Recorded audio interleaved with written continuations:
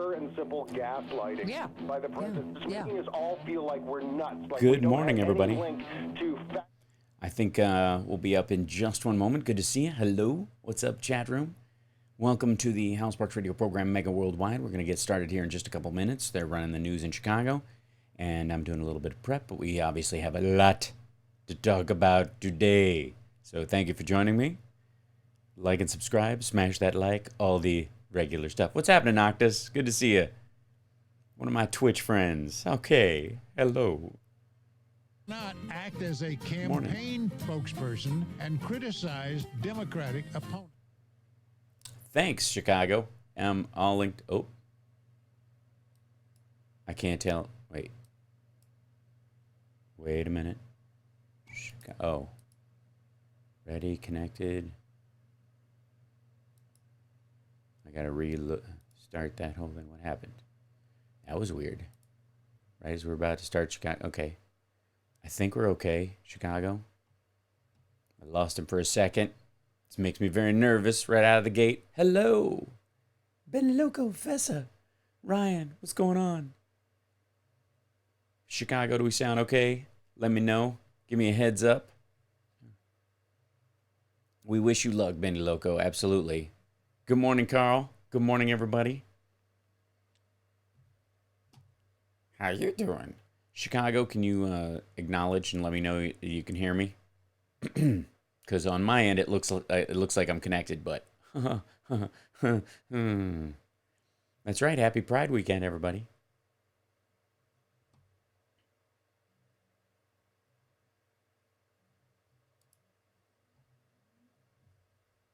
Our oh boy, we're only rolling up and we're a minute away, and I don't know if Chicago can hear me. Oh boy.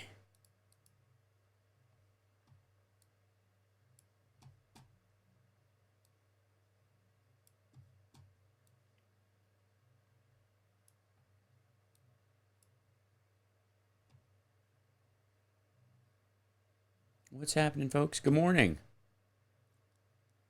I'm glad you like that, Hal Vickery. We had a really good time.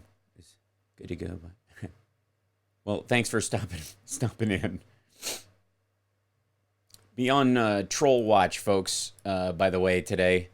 I'm just saying. Be aware. They're out there. They're coming. We know it. Thanks, Charles. Yeah, I was on Steph's happy hour this week. And it was a great time. Chicago, are you hooked in? Are you there? I'm linked up, but I can't hear you. Oh, man, it's just got to be nervous. Okay, good. Thanks. Shoo. Okay, they texted me. We're okay. Good morning, everybody in the chat room. Good to see you. Hello. Got a little bit of audio this week that I'm going to be playing, and it's not going to be 100% from the debates. There's a couple of points I want to hit on, but most people have heard a bunch of it, you know, the major ones. But meanwhile, Trump is offering to have a meeting in the DMZ with Kim Jong-un and... I have come here to chew bubblegum and kick ass. And I'm all out of bubblegum. Live exclusively for WCPT in Chicago, standing up and speaking out, here's Hal Sparks. Well, you know, I could go the entire show, play clips from the Democratic debates, and tell you what I think of it, and I'm sure my opinion in some areas lands perfectly with yours, and in others varies drastically, because that's the nature of a debate, especially a debate stage that had 20 people speaking over each other at different times. In Kamala Harris's food fight reference, which was a great hip-pocketed line to have carried with her. Overall, a good first start. A little dry by most people's accounts. And by the way, that's the way it's going to be to some degree with Democrats, because Democrats find themselves in an interesting predicament. In a world of Trumpian flailing and idiotic, nonsensical, fantasy-based policy that he's been pushing, the deciding factor for a lot of voters this time is going to be stability and a sense that the person who is looking to be president actually has thought these things out and therefore has, in the immortal words of Elizabeth Warren, a plan. And one would think that overall, in the case of a country as big and important as the United States of America, that this would be a constant thing. That someone would look at someone shepherding the United States, the premier democracy on earth, with the largest military by a factor of 6 of any country in the world, more functioning nuclear weapons than any country on earth, that the person you would put in charge of such a thing would be something that requires on your part a decent level of internal deliberation. That this is a serious, this is not the decision you throw into this is somebody I could have a beer with circumstance. This is not, you don't make that kind of decision. You would think that in anybody who regards either America as a patriotic force or America as a dangerous weapon were it to fall into the wrong hands, which I think covers the entirety of the spectrum for the most part, somewhere in there, if you're anywhere in that arc of humanity, dealing with the seriousness that is the United States of America, that you would put more thought into who you would want to be in charge of it, say, than who you would hitchhike with. You know what I mean? Like, you just take a ride home from somebody, randomly. You would want to think it through. You want a good general idea of this, especially if you knew they were armed. In the past, they had used their car to run over good people and bad people, almost in rotation. You'd want to think very deeply about who was going to be in charge of that car. It's just as a thought experiment. You know what I mean? That you would want you'd want some depth in that decision-making process. So, and you'd also want that person, in theory, to not be emotionally or psychologically volatile, and especially egotistically needy.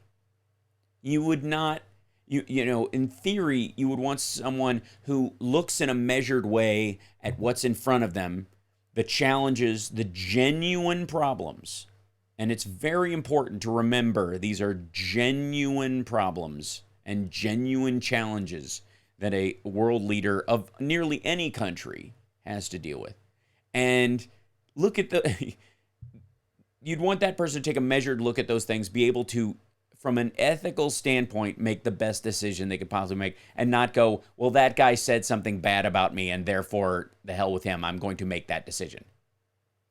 So, overall, the Democrats find themselves in a bind in that they are competing on television, in ads, in news stories, and on social media with The Bachelor, essentially. There is a reason why Fox News did better in the ratings for a very long time. It's now they vacillate and it's tough for them. But there's a reason why no matter how well cable news does, it is dwarfed by fiction. Because fiction is incredibly engaging. It has no limits on how it can engage you. It has to some degree, maybe stay within the realm of believability for you. It has to set up rules and not break them, but even then you'll forgive that because it's fiction. And you go, well, yeah, you can't have everything. It's fine. When it comes to someone dealing with the law and the application of the law evenly across 330 million lives, it is incredibly important that that person be deliberative, intelligent, can keep their ego in check and all those things. Okay, so while you have Trump, who gets to, by de facto, run as a fictional television program, the Democrats are in a bit of a bind in that they must present themselves as stable with a plan, which will be comparatively boring.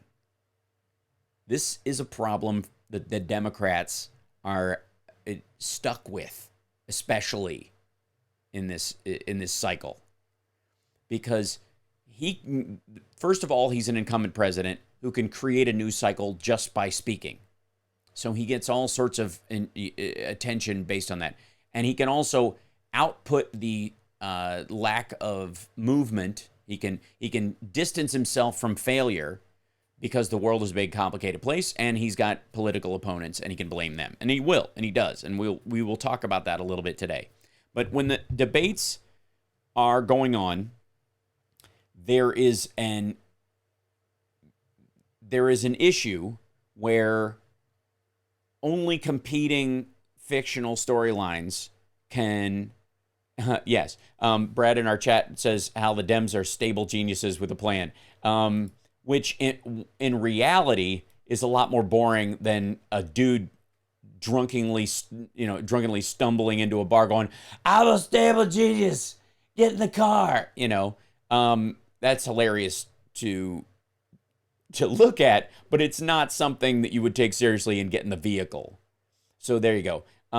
We also, yes, we lost Sarah Huckabee Sanders is gone, replaced by Melania's spokesperson. So expect a lot of Michelle Obama's talking points to be. At some point, this White House is going to tell us to start eating our broccoli again. I just see it. So,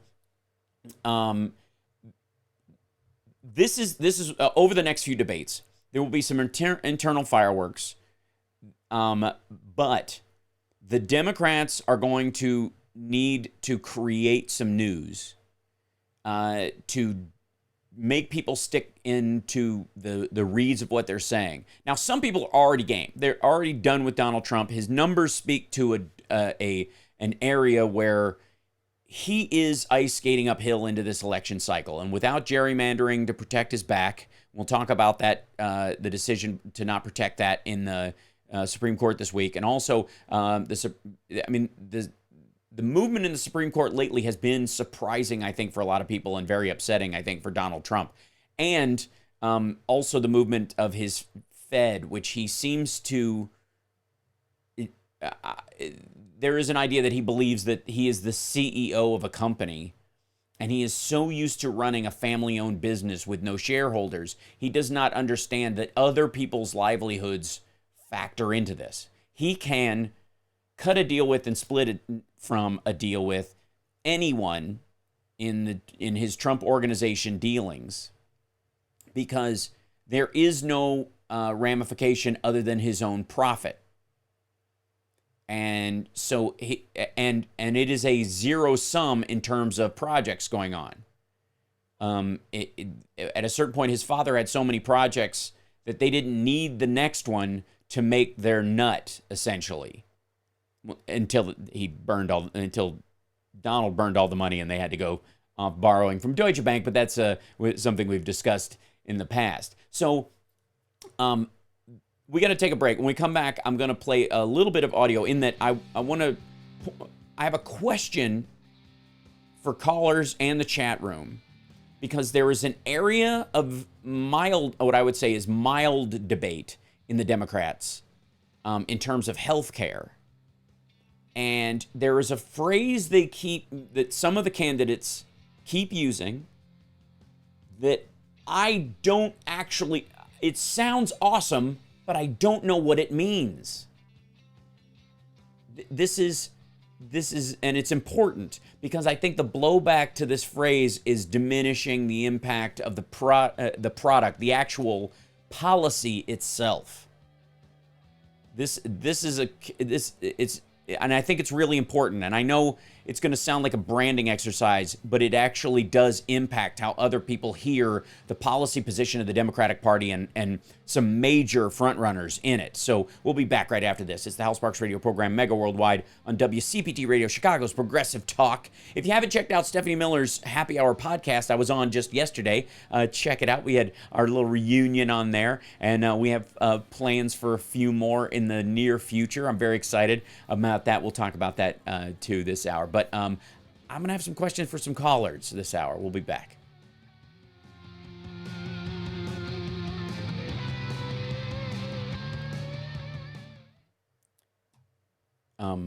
Yeah, so Driftglass, I see a bunch of this as well. The Never Trumpers going, what about our vote or whatever? They essentially, the ones that are smart anyways, are saying, don't drive me away with something that's too down the road. And there are some absolutely that go, be Republican light and maybe I'll vote for you. Those folks are going to vote for the Dem anyways, for the stability of just our own nuclear safety, So that's a lot of wailing and gnashing of teeth. Thanks, Billy. Yeah, it was a good show. The happy hour is a legit hour, so I thought, podcasts tend to just roll however they want, but we were locked into a kind of limited thing. So I feel like there were a couple areas where there's more we can touch on, and I look forward to doing that in the future. It was pretty great. And I welcome anybody who may have found the show via the happy hour. I don't know if that's the case for anybody in the chat. Let's see. Hal, what do you get for 10K subscriptions? Once I hit 10K, we get access to basically a better position in the algorithm, essentially. You just automatically get in programming and what people see in their feed on the side and all that kind of stuff. We get bumped into that a lot better. We also get the ability to sell merch directly through the platform. There's just a lot that supports the show that we can do after the fact. I also get access to the YouTube studios in Los Angeles if I ever need to use them for a show, which is really helpful if I have live guests and I want to do something that's more produced. Those kind of things. Well, thank you, Professor. The prof says, just listen to Steph Cass. Very illuminating. Nice to hear them both together. And well, thanks.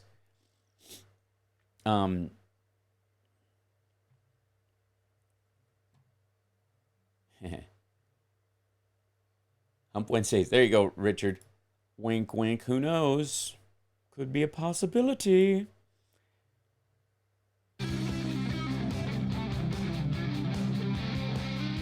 let's get back with Hal Sparks' radio program, Mega Worldwide.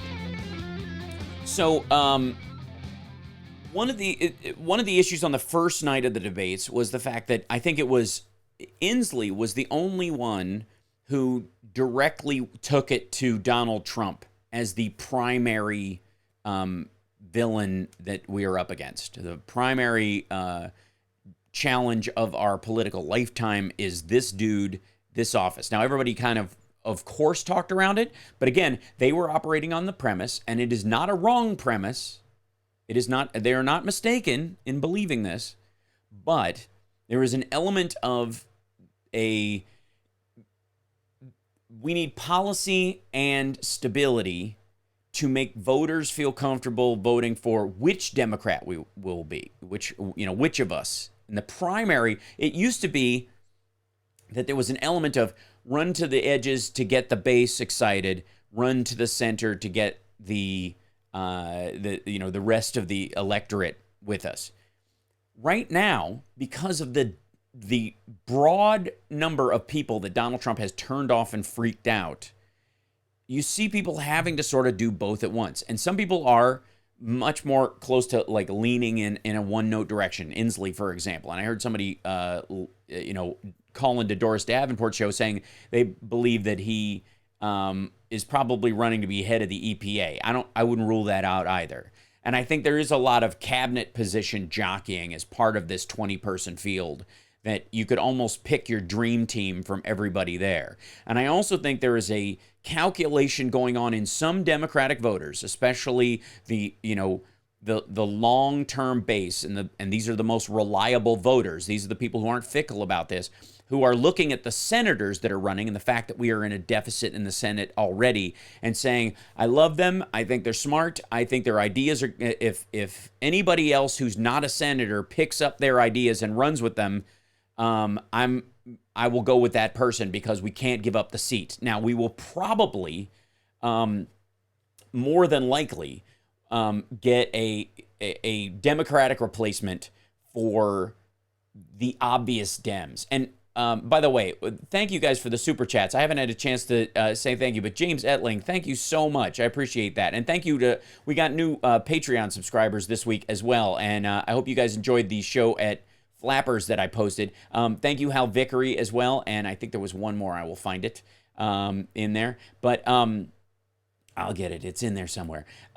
So these Dems are, they are making a calculation.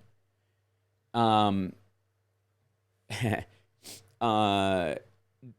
making a calculation that if we lose a senator, let's say like Kamala Harris, for example, will be replaced by Gavin Newsom with a Democrat. More than likely, the state will also replace her with a Democrat, right? So Kamala Harris is a safer senator for people to vote for and get behind in a long-term strategy concept than Elizabeth Warren is. Elizabeth Warren famously taking the seat from Scott Brown. That seat has vacillated between a Republican in it and a Democrat in it, and they are concerned. A lot of those kind of Dems are concerned that if we lose Warren in that seat, who she will be replaced with may not be as invigorating and powerful a Democrat that they could overcome the next election cycle, and we might get another Republican in there, for example. So there's a lot of strategy thought going on there, and there's also a lot of deep planning going on in this. Inslee and Sanders seem to be the two people hitting Trump the most, and the most to gain from it. Bernie, let's see if I can find, there was a, this is a piece. I want to see if you can hear this. We'll see. The American people understand that Trump is a phony, that Trump is a pathological liar and a racist, and that he lied to the American people during his campaign. So this is the kind of rhetoric you will hear increasingly over the next couple of debates from other folks. The way that a lot of the Dems, except those with a tremendous amount of name recognition, are having to fight amongst themselves to try and cut off the slice of the outer side and punch their way in. A couple of them did this successfully. I thought a couple of them did it very ham-handedly. There were a couple of people who I liked Rachel's take last night that everybody moved the ball down the field for themselves a little bit. Everybody had a moment where they could have, they could marshal supporters and go, this is the angle I'm taking, this is the tack I'm taking, this is what you sent me there to say, and I said it.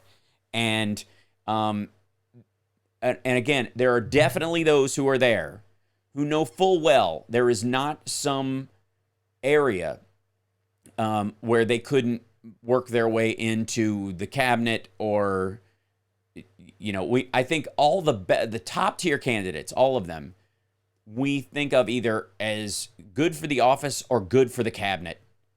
And that's a good place to be in. So, let's see, there was a Hal Winkin, Hal Winkin Warner, someone drop out of the race and still be able to run for their Senate seat. At this point, I don't think they have to drop out of the race for their Senate seat to do it. And the interesting thing about Senate and being a federal office and being kind of all about national name recognition anyways, is that unless they get primaried or somebody's running against them seriously while they're running for president, if they haven't been lagging in supporting their district and their constituents, which I don't think you could say of Harris or Sanders or Warren, unless somebody's got a real bone to pick with them and there's a massive failure at home, it's not going to harm their chances to hold on to their seat.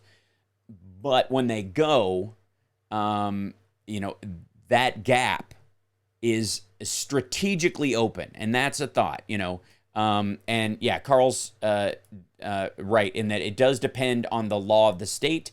It varies greatly. Most of it is marginal and won't affect them in any way. They will know well before that becomes an issue whether or not they have a shot. In the case of Warren and Harris, there's every reason to believe they have the momentum and the ability and the followers and the support to stay until the bitter end. And so it does become an issue. And in those pragmatic voters' minds, there may be a switchover where Harris is a safer bet because that's a California seat versus a Massachusetts seat. So there's a bunch to that. Now, I think some of them came in expecting a more kumbaya environment. While some of them knew that they would have to punch from the outside. I think Beto in some ways is getting a lot of crap for his energy being very low when he was trying to take his youthfulness and turn it into something with a little more gravitas, which again can come across as dull to people who aren't ready for it. I personally think there is a lot that each of them has to offer, and in the case of who's going to make it into the next round, there's some obvious people that are going to get jettisoned just by the rules of what it will take to get in there.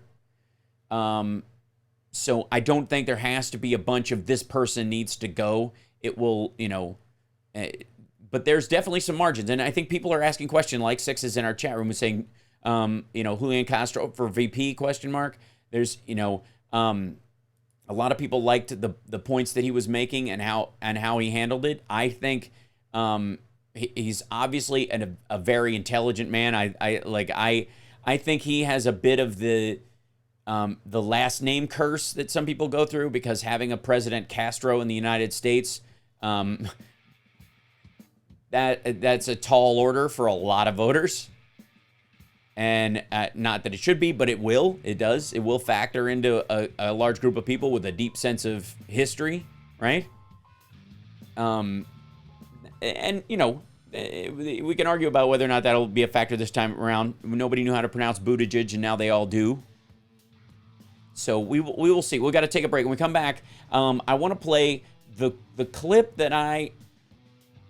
where Bernie and Elizabeth and a couple other people went all in on it, and I don't know what it means. And I know what nearly everything means, but this one bugs me, and we got to work it out because it's really important, especially if you support the policy itself. I'll play that when we come back. It's the House Sparks Radio program, Mega Worldwide, and WCPT Radio, Chicago's Progressive Talk. We're on infotainmentwars.com if you want to watch on YouTube and join in the chat there. Patreon.com/HouseSparks. Support the show, like and subscribe. Smash that like. We'll be back.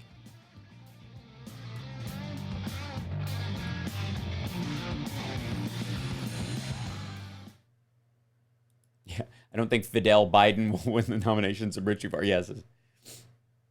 Buttigieg. Yep. Trump won't debate. That's an interesting thought, Maureen. There is a legitimate reason to believe that, and it's a very curious element that could be part of this cycle. Love. Let's just love everyone. I agree. But unconditional love does not mean unconditional like.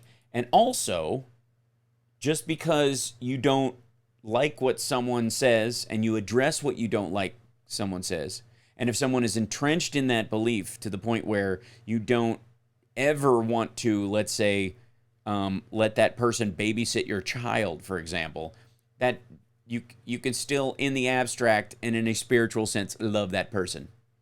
But it's nice to have a Marianne Williamson supporter in there. In the chat room with us.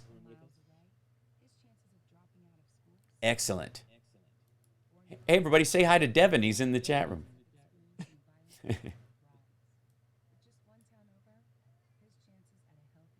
Hey, Hal, can you hear me now? I can. There you are. Perfect. We figured it out. Yay. 60 seconds. Okay, thank you.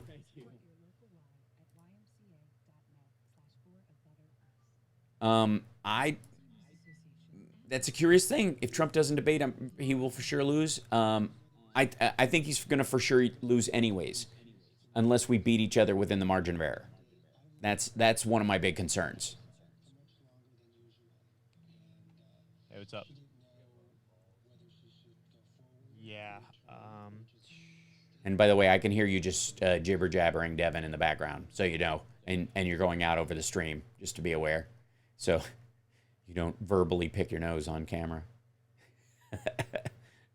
And it went silent. There you go. 180. Yeah, that's right. We got 180 people watching in here and in the chat room. Give it the thumbs up if you can. Just like it for it. Share it would be lovely. We're live right now, so if people share it on their social media, it helps us immensely.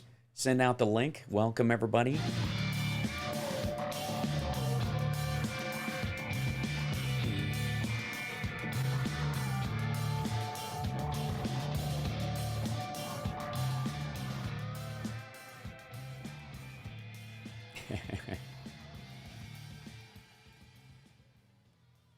I think this is us back. I'm pretty sure it's us back. Welcome back to the show, everybody.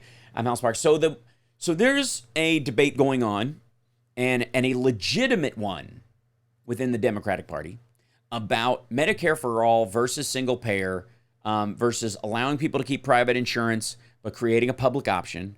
I think it's incredibly ironic that people who fault the ACA, for example, for not having a public option in it, we can have that conversation. If you want to know how I feel about it, just follow Jackie Schechner on Twitter, and she can explain every minute detail to you, as we, because I feel like we did this when it first came out. But the reality of the people, the blue dogs and the hardcore Republicans who basically said, if you put in a public option, you don't have my vote. So if you want the things that are in the ACA that are good for people, that will save lives, you got to do it without the public option being available.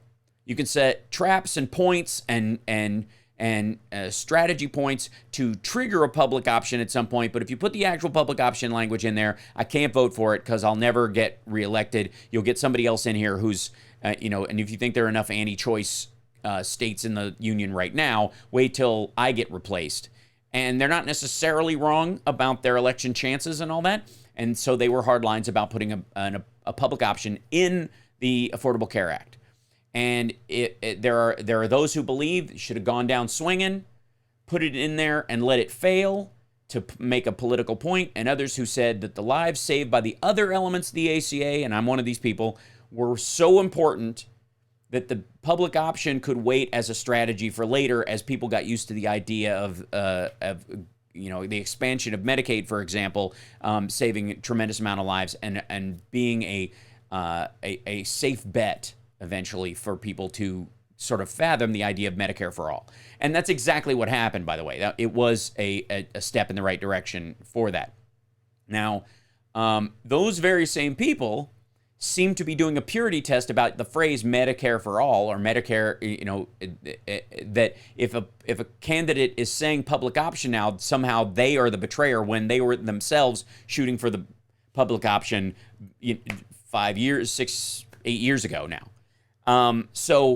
And we're rallying around we need a public option. It's really curious to me. So in that conversation, by the way, it's a valuable debate about how you deliver it. And James in our chat room says, no, not having the ACA would have ensured Obama was a one-term president. There is no question about that whatsoever. And all the people, by the way, who are fighting about the president removing pre-existing conditions, for example, from and fighting that in court. And I have a clip of that. His defense of that is one of the most ignorant, gunked up, bizarre. Linguistically, he ties himself in such garbage knots. It's mind-boggling. But the very people who were saying that the problem with the ACA was that and why Obama was such a terrible president was because there was no public option, are now saying that you can't be being for a public option isn't good enough. It has to be Medicare for all. So that fringe, that group, that small tied up group is going to debate around those angles. The reality is, though, everybody who is on that stage, every Democrat who's up there, is for universal coverage, making sure everyone has it. Those who can't afford it have the best they can afford, and that quality is more affordable, and that people who can't afford it at all have at least a baseline care point that they don't have to worry about, right?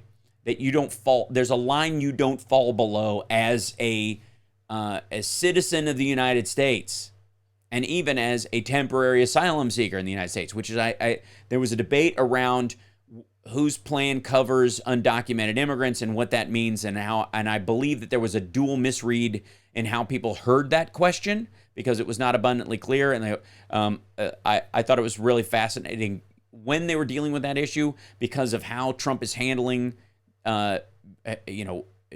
effectively torturing human beings at the border, and what people would do about it, and the denial of literal healthcare, literal medical services at the border versus DACA recipients, for example, being able during their status transition or while people are trying to get their citizenship, being able to buy into the exchange, get healthcare on their path to citizenship, that kind of thing. That's a much thicker conversation and needs to be worked out on a policy level. Mechanically, you have to break down the issues of it. So in the back and forth of it, there is a phrase, and I'm going to play, Elizabeth used it too, a couple of other people used it, but this is Bernie using the phrase, and then I just want to get into why I don't get it. So here you go. This is... Well, you're quite right. We have a new vision for America. And at a time when we have 3 people in this country owning more wealth than the bottom half of America, while 500,000 people are sleeping out on the streets today, we think it is time for change, real change. And by that I mean that health care, in my view, is a human right. And we... Okay, so health care is a human right. Sounds like a beautiful sentiment, and I don't materially know what it means. Because it's not, I would argue, I'll give you an example, sort of the difference between environmental rights and gun rights, for example. In the case of, and this might sound like an intellectual exercise, but it is meaningful in why you're getting a bunch of people calling in and going, who's going to pay for all this stuff? The pushback on it is the same, and it has to do with how this phrase comes down the pike.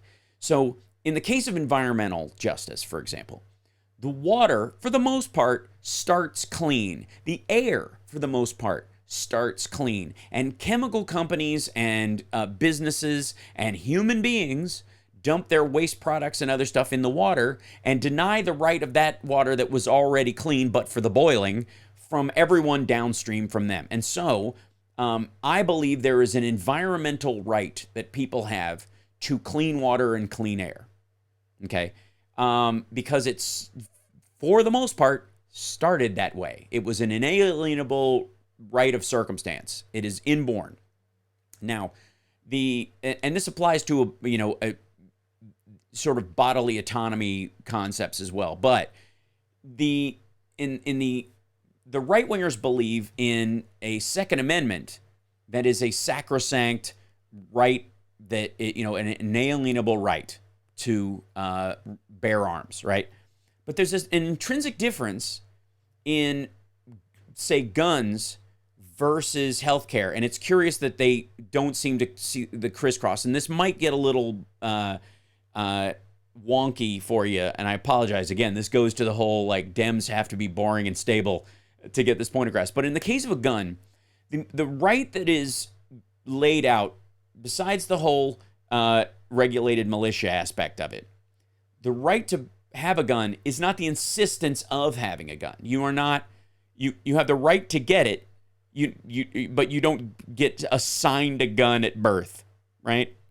If you don't want one, you don't have to have one. You have the right to bear arms, but you don't have the responsibility to bear arms, is the idea. And that even goes to the, not quartering soldiers in your house. You don't literally, not only do you not have to have a gun, you don't have to let anybody who works for the government sleep in your house whose job it is to carry a gun, like that kind of stuff. So there's a difference inherently between clean water, which starts that way, and gun rights, which are an option available to you that will not be infringed by the government. And Maureen in our chat says, just like abortion, that's true. There's a much more akin, the right to family planning, being pregnant when you choose to, and having an abortion, both therapeutic and optional in the early stages of the abortion, according to the readings of Roe v. Wade and how it went out, are a lot more akin to gun rights in this country. They are a right of protection of bodily autonomy in yourself. You are not obligated to do so. The government cannot force you to have an abortion, but that right is available to you if you need it, right? Same thing with owning a gun. In the case of healthcare, primarily, life does not give us health in general. People get cancer and heart disease from the natural order of life, age-related diseases especially, which is one of the reasons why when they started laying out how people got early health care a long time ago, was that you aged out of it by the time you were 65, because that's when most people get sick. They didn't want to have to pay for it after that, because it was a naturally ordered aspect of life that once you hit a certain age, the chances of you having and getting a disease go way up. So actuarially, that's how they maximized profits. So to fix that, we started coming up with things like Medicare and Medicaid and all those kind of things to make up for that deficit. Effectively, we were picking up where private insurance ceased to become profitable, and there was no value added to that person who's just going to get increasingly sicker because of age. We as a nation decided as a society, we need to pick up that slack and make sure that person isn't denied. So we created Medicare, Medicaid, and those kind of things for those people who either financially can't afford premiums and are desperate for normal health care, because we also recognize that disease spreads. I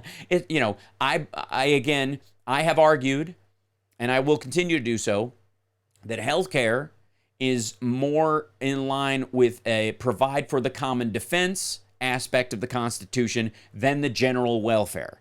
And therefore I think you can fund it a little better, because in the short version of it is we spend $780 billion a year to make sure that a soldier has a gun in his hand so a terrorist doesn't shoot you. And the odds of you being shot by a terrorist are minuscule compared to the number of people who die of the flu every year. And a doctor on the front lines of fighting disease spreading, or even limiting the effects of lifestyle-based disease caused by our intrinsic diet until we improve upon that or learn better nutrition standards, that doctor is a warrior in the common defense against illness, which has a much higher chance of shortening your natural life than a bomb from another country.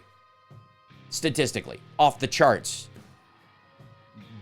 But partly that's because we have marshaled money, in that we have thrown money at the terrorist will kill you problem. We have not thrown money in the practical sense, not on that kind of scale, at the healthcare problem. And once people start bringing that up, it seems to create a different argument. But we got to take a break. When we come back, this part of it, the healthcare as a human right aspect, falls into a very strange area, because healthcare is something you pay someone else to provide you with. It is at oft times not your natural state. We got to take a break. When we come back, where does the right versus responsibility aspect fall together in this? I'm curious what your thoughts are. 773-763-9278. We'll be back.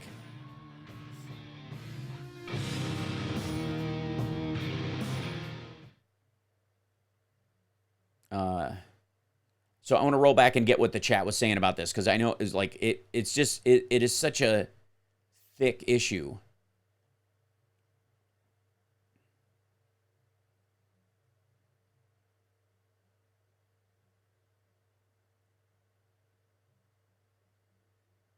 Kelly O'Reilly, why not leave private insurance for those who want it? The market will decide if it lives or dies. Or does, but I think you meant dies.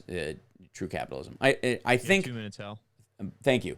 I think that's what a good majority of the non-Medicare for all crowd are arguing. That's what everything from Harris, Biden, Bennett, their plans actually are the expansion of the ACA, the creation of a public option. And I think, the pushback that Sanders got from, I think it was Lester Holt, that the states that have tried single payer have all failed.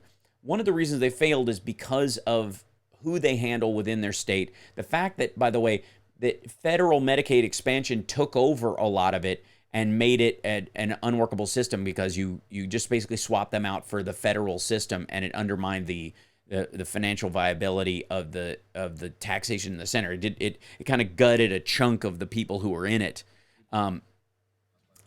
I think 60. Thank you. I think you put in place a situation where all the state versions are available on the exchange. People who don't live in that state can buy into that system. I've talked about that before, and I think that's the way you do it. Not so much what it means, but how to implement it. Yes, exactly.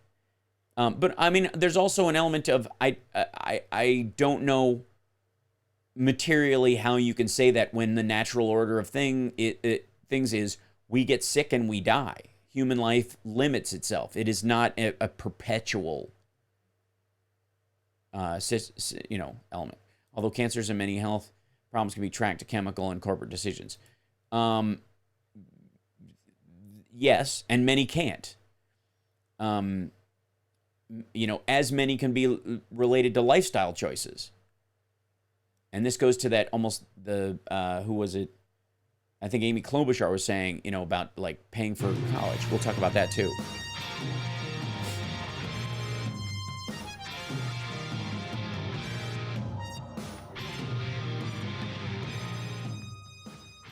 So a bunch of people in the chat room are saying, are discussing this with me, and it's a good conversation to have. Nicole in our chat room says, when it comes to healthcare, you might want to talk to every other first world country because we all have opposite to the American system, and you baffle us. The interesting thing is, it's not the opposite. You just have the addition of a public option. There's, in a lot of these, some of the countries outlaw private insurance. Some of them don't. And the care mixed with also the lack of variety of diet in extremis that a lot of people experience in those countries, the sort of uniformity of culture in some cases, in some ways benefits the culture, both that the harm caused by the cultural aspects are they're so unique to that country that you can isolate the problems and deal with them by marshaling your medical profession to deal with, well, we have because of our diet and because of where we live, we don't have a cholesterol problem. We have an arterial sclerosis. We have a like knees and joints problem. We have issues with that because of how we naturally eat here and what, the compensatory aspects of our medical profession deal a lot with. Everybody here eats a certain kind of fish, and there's a benefit to that, and the negative is pretty uniform. And then the outliers are the outliers. In the United States, the variety of humanity affects our system and makes it far more complex in a lot of ways than other countries, even Canada. And again, Canada has fewer people in it in the entire country than the state of California.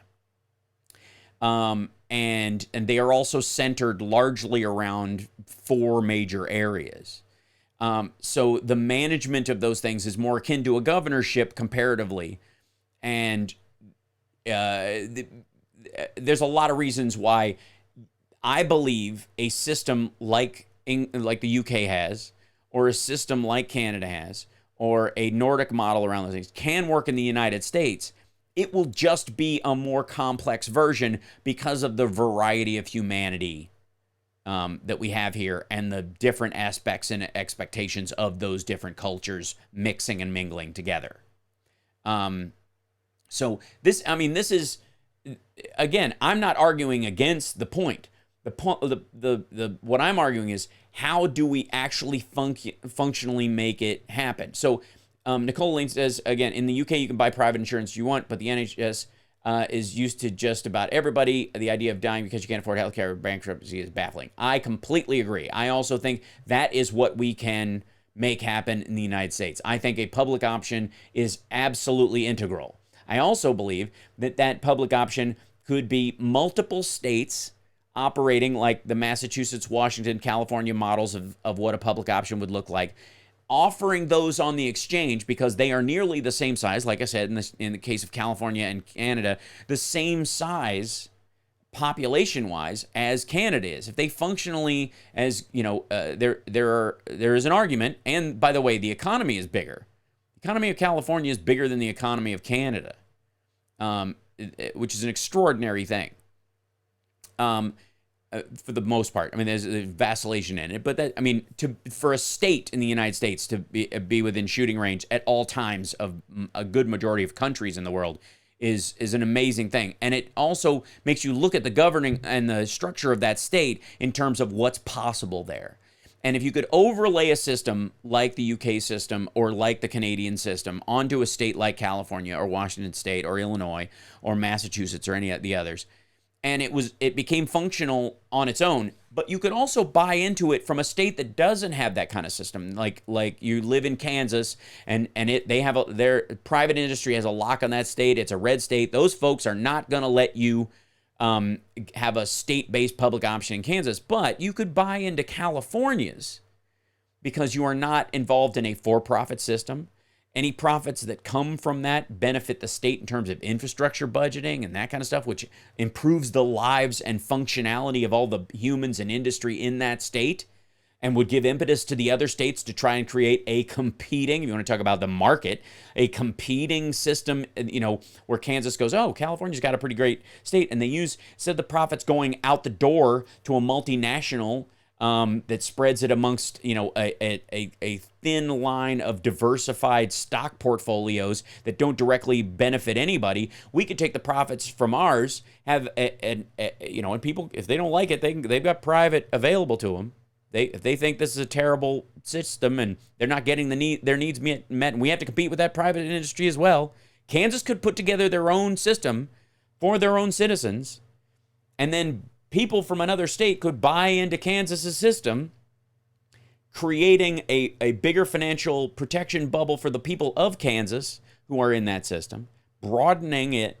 And if it functions better for that person who's living in Utah or Montana or what have you, they could stay with the Kansas system, use them as their provider of single-payer health insurance. And if they don't, they can move to another state.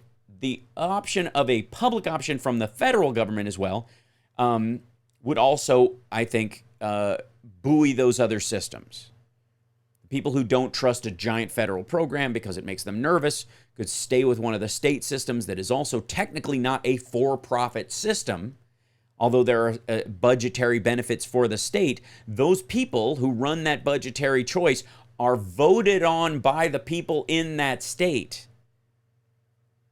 And if that person was pocketing or stealing the money, or, you know, creating golden parachutes for themselves, they would get voted out of office if they weren't using that money to build roads and schools and, you know, add to the school lunch budget and we talk a lot about the creation of pre-K, for example. Well, in the situation where we have a universal pre-K available, if you have states providing their own insurance companies, their own single-payer state-based program, a lot of that could go to low-income and middle-income children, providing meals and after-school services, parks, playgrounds, books. You know, there are a lot of areas where that money could go instead of just a profit-based system. So, and if your thing is a profit-based system because you don't trust the government and you're these weird sovereign citizen maniacs or what have you, and you're a libertarian who just doesn't, believes the government is a force for negativity at all times, but won't leave. I hate the American government, but it's the greatest place to live in the world. The dichotomy of that is just stunning. It's available to you as a potential. So the question I have is, what does healthcare is a human right actually materially equate to in terms of policy? As do we? It's a human right that we as a taxpayer pay for, like education, for example. Is education a human right? I would argue that it is not an inherent human right, because obviously it's not the natural act of every circumstance on the planet, but it is what I would call the privilege of citizenship. That as a citizen of the United States, a tax-paying, voting, functioning member of the citizenry of a country, if that country has the values in line with its charter that says we need people to be smart and critical thinkers and be able to read and write and do basic arithmetic before if they head out into the world because it benefits everyone, then education is not a fundamental human right, but it is a privilege of being an American. It is part of what makes America great. And if you take that away, what's so great about being an American? You can be just as destitute and uneducated as you can anywhere else. And we know Trump loves the uneducated. And he'd like to keep them that way. So in the case of healthcare, and I'm curious, we'll get some calls. We're almost at the end of the hour, but in the next hour, I want to hear from people about what that phrase means to them on a material sense, and what the delivery of it would actually mean. And if what we mean is health insurance is a human right, does that stop at our physical borders? Do we now have a mandate to have a medical version of our military intervention worldwide? We obviously deal with a lot of worldwide outbreaks. We send people, both military doctors and civilian doctors, people with the NIH, CDC. We send them overseas to work on things like Ebola, swine flu, and other things. Is that the common defense of the future? It's something that needs to be worked out, and it might be boring and wonky, but it's what you do when you plan on this country and these ideas of equality under the law being around for a long time. We'll be back after this.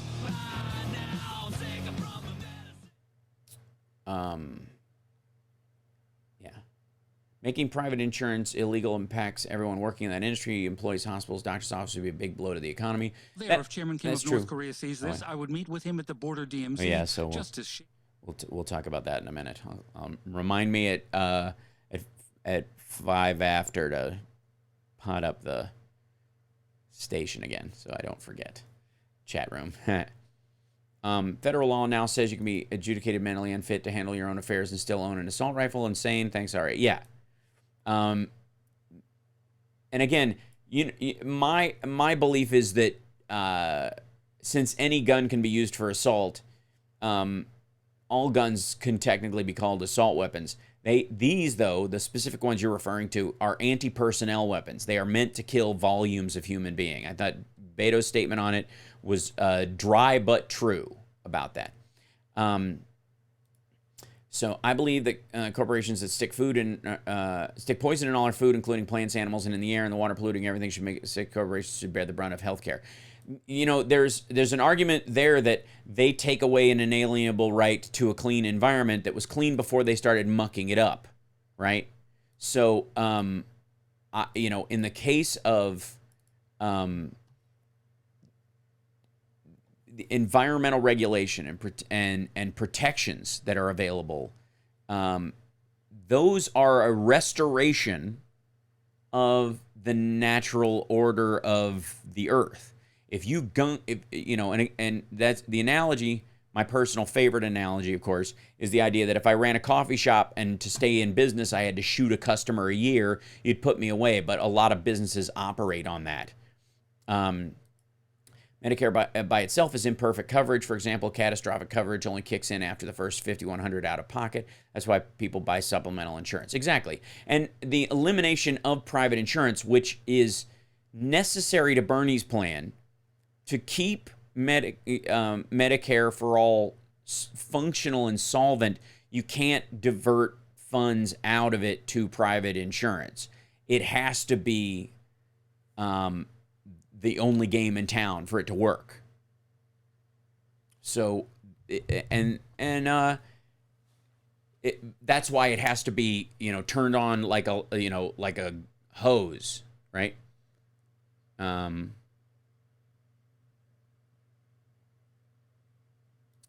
SR, what system we call it? That sounds perfect. I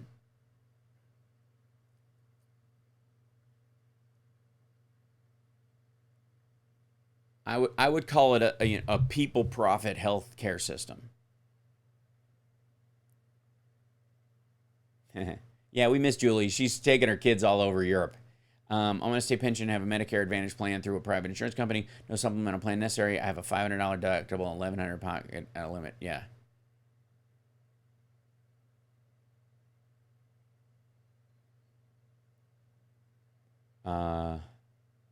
Get an Aqua Gear water filter pitcher. The shower. Wait for the slogan. Yeah, filtering your own water. It's interesting that we privatized water filtration. So Julie feels like eliminate insurance companies. I don't know that unless you're going to outlaw them directly and you're going to guarantee that there's no gap in coverage in the government. And also, the option of being able to buy a service from another person, no matter what, even if it's a dumb investment on your part, at what point do we, the legal slippery slope, and this is a curious one. I'll talk about this when we come back. I want to talk about the legal slippery slope of outlawing private insurance in general and why it's more than likely a violation of the 10th Amendment. Let's see. I think we're coming back soon, so I want to make sure. I think we're coming back in a second. Are we? Chicago, can you hear me? 60 seconds, Hal. Cool. Excellent. Thank you.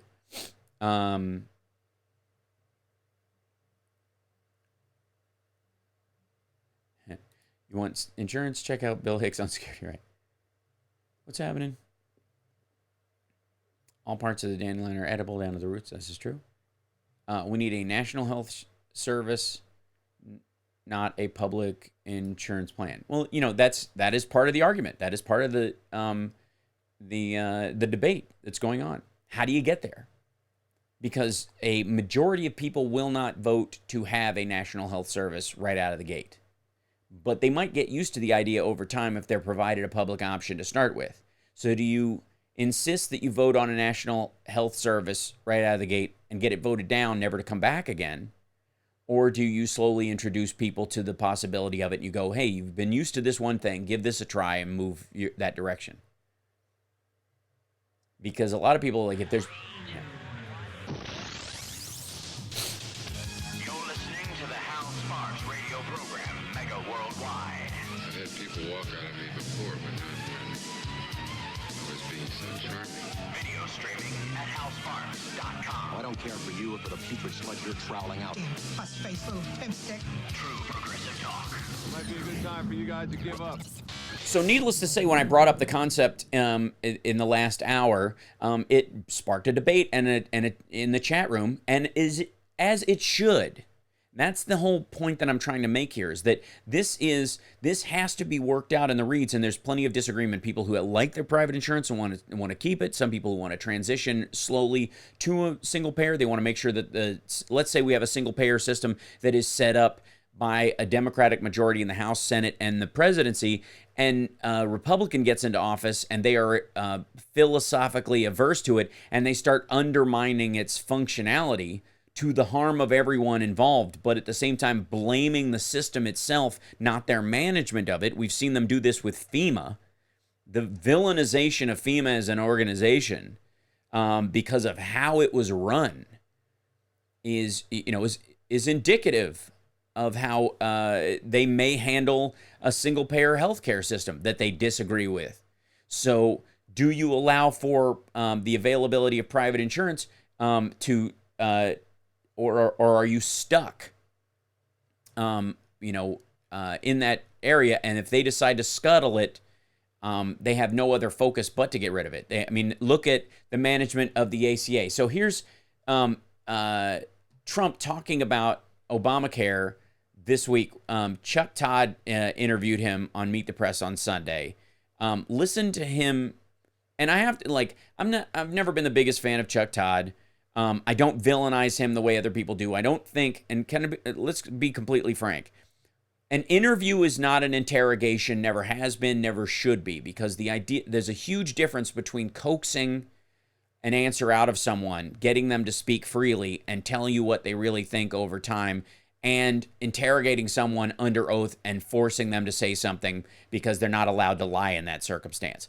And there's a thin road to walk, a line to walk in interviews whenever you're trying to do that. But in this one in particular, this interview, now that people have been able to sit down, both Stephanopoulos and Chuck Todd, both of them, I don't know why he agreed to sit down with them, but both of them are taking it to him fairly directly. This is on Obamacare. And by the way, why is the economy doing so well if Obamacare's still law of the land? You had said in 2011, we are managing. Obamacare's going to destroy the economy. Obamacare's still because here. I've managed it great. I had a choice. I could have let it implode and killed it, or I could have managed trying to kill it. Why are you still trying to kill it with the getting rid of pre-existing? This lawsuit that the Department of Justice joined, it could get rid of pre-existing conditions. I am in favor of pre-existing conditions. So drop the lawsuit. So drop your aspect of the lawsuit. It has nothing to do with it. The lawsuit is one thing. We are going to put in a bill, total pre-existing conditions, and the Republicans are in favor of pre-existing conditions. Full Republican control, and they couldn't pass anything. Chuck, what makes you think they're going to get it done this time? We had a negative vote from John McCain. It was a surprising vote, but I got rid of the worst part of Obamacare, which was the individual mandate. Okay. We will always protect pre-existing conditions, and the reason Obamacare continues is my decision. Wait, I made a big decision. Okay. So he's, the defense of it is, I'm going to dump, we're for pre-existing conditions, which, by the way, his weird language around that, it's always been, I know I'm a stickler about language. Anybody who watches my stand-up knows it's a particular area where certain things snag with me, and they don't bother other people, but it's one of those things. It's like whenever there's a, AIDS walk, for example, I'm like, shouldn't it be a walk for a cure? Aren't we? We're not really walking for AIDS, like a breast cancer walk. Yay, and people will say, like, I'm marching for breast cancer. Like, no, you're not. You're marching to help find a cure and treatments and alternative therapies for breast cancer. You're not. Okay, so same thing when they talk about pre-existing. He's like, the Republicans are for pre-existing conditions. And it's this weird sort of Freudian slip that goes with it. I'm like, maybe they are. Maybe because they go to the cull the herd direction, where can't save everybody, and off they go. I sometimes I wonder if they're not for pre-existing conditions. You know what I mean? But he keeps saying that. Chuck, listen. Are you ready? Here it comes. Are you ready? Let's go. I'm for pre-existing conditions. I like it when people have an existing condition that is where they were. So, good Lord. So, but the idea is that he's been trying to, he's trying to scuttle this thing, and it's somebody else's fault. He did the exact same thing on the border issue. Same interview. And again, giving Chuck Todd some credit for actually going at him on this and seeming to be legitimately upset about this. He definitely he takes his foot off the gas at the end of every cycle so he can move to the next section. But when he manages to get Trump to go on record saying something basically that's garbage, because basically a lot of these interviewers now are clip hunters. They are hunting for the moment when the person says something that is either horrible or at the very least controversial or undermines their previous stand on something. And Trump manages to do all three in this clip. What's going down with the children in these migrant camps? The stories are horrible, Mr. President. You have children without their parents. You have kids taking care of kids. Yeah. You've read these reports. I know people are coming to you. I know you think this is the Democrats' problem. Well, and forget it. Why aren't you doing some of it? Are you ready? They are in terrible shape down there, Mr. President. Down in Homestead, Florida, that's where I grew up. The conditions are terrible. I agree. And it's been that way for a long time. Do something. And President Obama built the cages. Remember when they said that I built them, and then it was 1914. Do two wrongs make a right? It was 2014. 1914. Just listen for 1 second. Separation. President Obama, I took over separation. I'm the one that put it together. What's happened, though, are the cartels and all of these bad people. They're using the kids. It's almost like slavery. Well, let's not punish the kids more. This has been happening. The kids are getting punished more. You're right, and this has been happening long before I got there. What we've done is we've ended separation. You know, under President Obama, you had separation. I was the one that ended it. Now, by the way, understand. I mean, the stack of lies there is incredible. The primary one being that there was no family separation under Obama. There was a separation of some children from the people who brought them over until they could be ascertained that they were actually family in some cases. And the idea that and that only occurred, by the way, if the person with them was guilty of a crime, mainly drug or gun running. If a child was in the presence of someone who brought them over the border, and that person was engaged in a secondary criminal activity other than the fact that they were crossing a border illegally, the child was separated from them for the safety of the child. Because the idea was this person is bringing this child across not because they are asylum seekers with the child who are looking after the safety of that child, that they may, while they're selling drugs, also be selling a child. And for the safety of that child, you need to ascertain what's real. And secondarily, that happens, guess what? That happens to American citizens who commit crimes too. If you get thrown in jail for murder or gun running or drug dealing, you don't get to take your children into the jail with you. We separate people from their families. The difference is we don't take the kid, put them in a separate cage, and then lose the kid. It's madness. I mean, the fact that I'm even going down the road into this and explaining it is garbage in and of itself because it's insanity. What he's saying is craziness. The Obama administration set up a system to deal with an actual problem.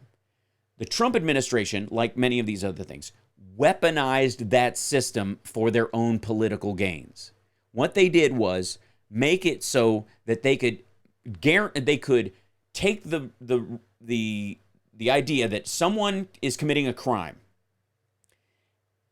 choose to interpret that law not as a person who is involved in human trafficking, drug smuggling, gun running, gang violence, murder, rape, assault, theft, any of that stuff, and equating crossing the border illegally with the same level of crime as that. So if you cross the border illegal, that's considered a crime equal to all these other crimes, and therefore we can separate your children from you.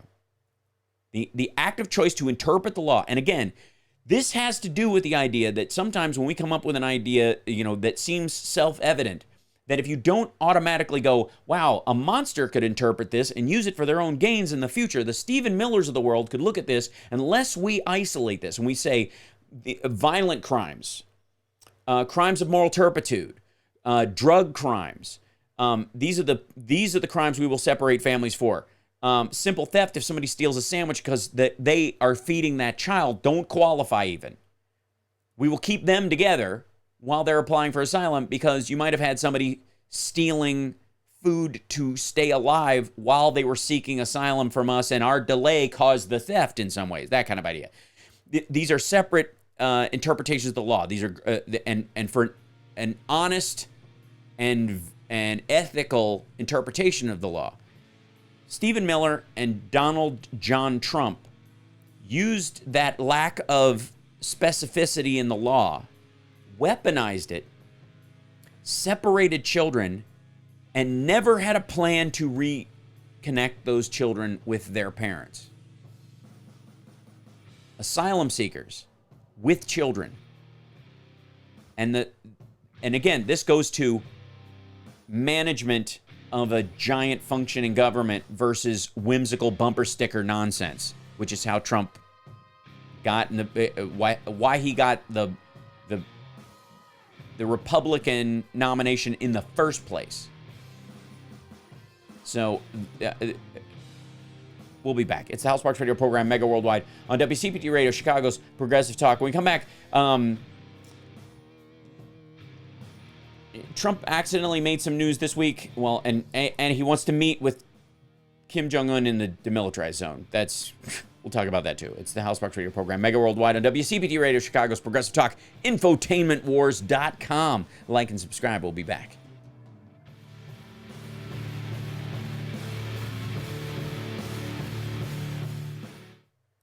Trump has always been like this. Absolutely. The number of people who believe his nonsense irritates me. The Democrats not defending Obama like you just did irritates me just as much. One of the upsides of Harris's attack on Biden and him pushing back is that Biden has full-throatedly started defending Obama in a way that I don't think other people did. And it disgusts me how comfortable people are with attacking Obama. 2 minutes. Thank you. And not just going, I believe, here's how he could have done more and you can prove it. Because I mean, that in and of itself is a difficult argument to make.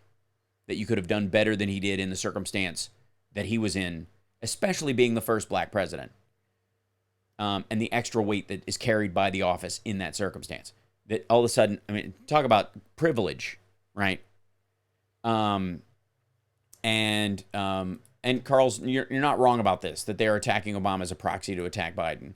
I would argue that they are just dismissive, quite frankly, in general, that there is a habitual villainization of the other that is alive and well in the American electorate, and the left is not immune from it. And it's very important to check that reflex. It's hard enough to check that reflex with people who are obviously on the opposite side of the world, philosophically, ethically, legitimately on policy.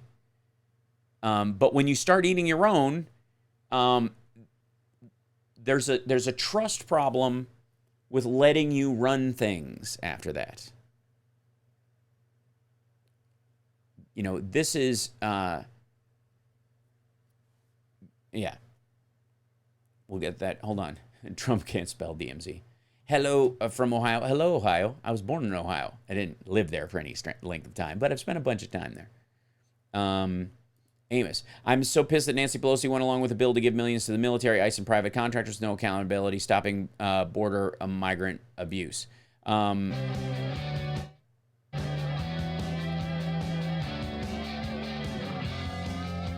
Excellent point. We'll get to that as well.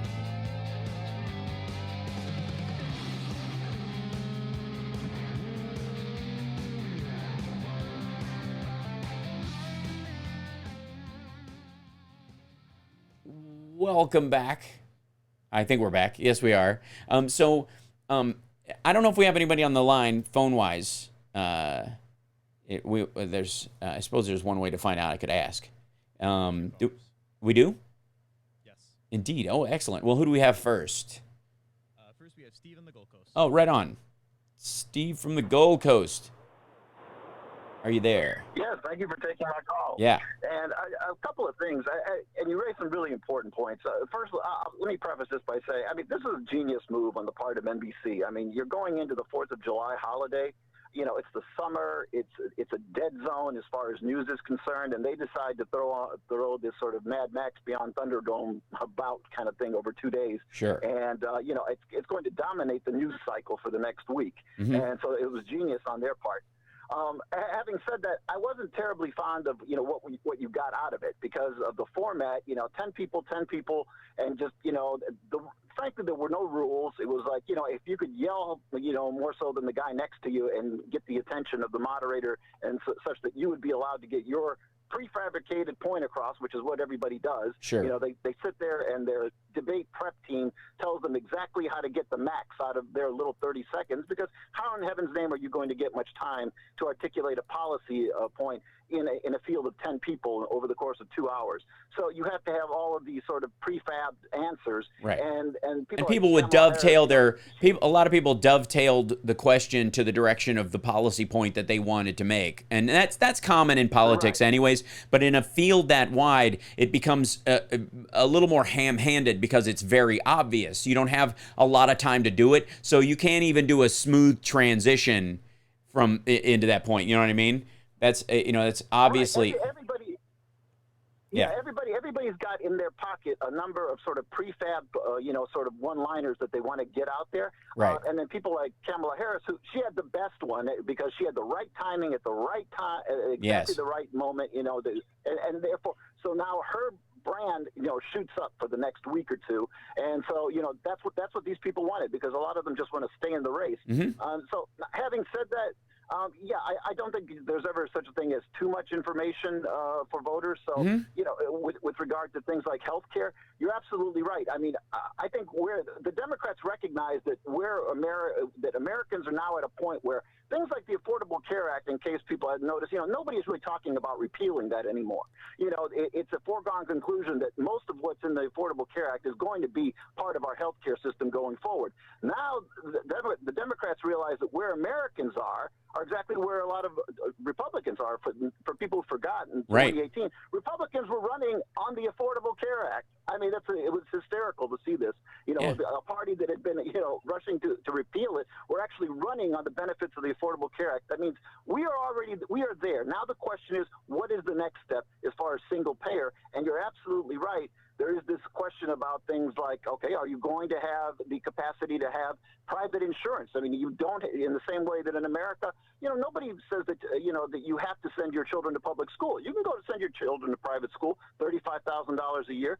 You still pay property taxes for the public school. Right. But you're not forced to send your children there. So I think that it would be a huge mistake on the part of Democrats in this country to adopt a policy as far as the platform goes to say that, everybody's got to be in this public system. No, I think that this is America. It's not Sweden. It's not Norway.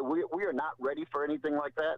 And I think that you need to give Americans that option, because I think at our core, we're simply not those countries yet. And you need to give those who can afford it the chance to say, yes, I pay into the public system, but hey, I've got millions. I want to have a private doctor.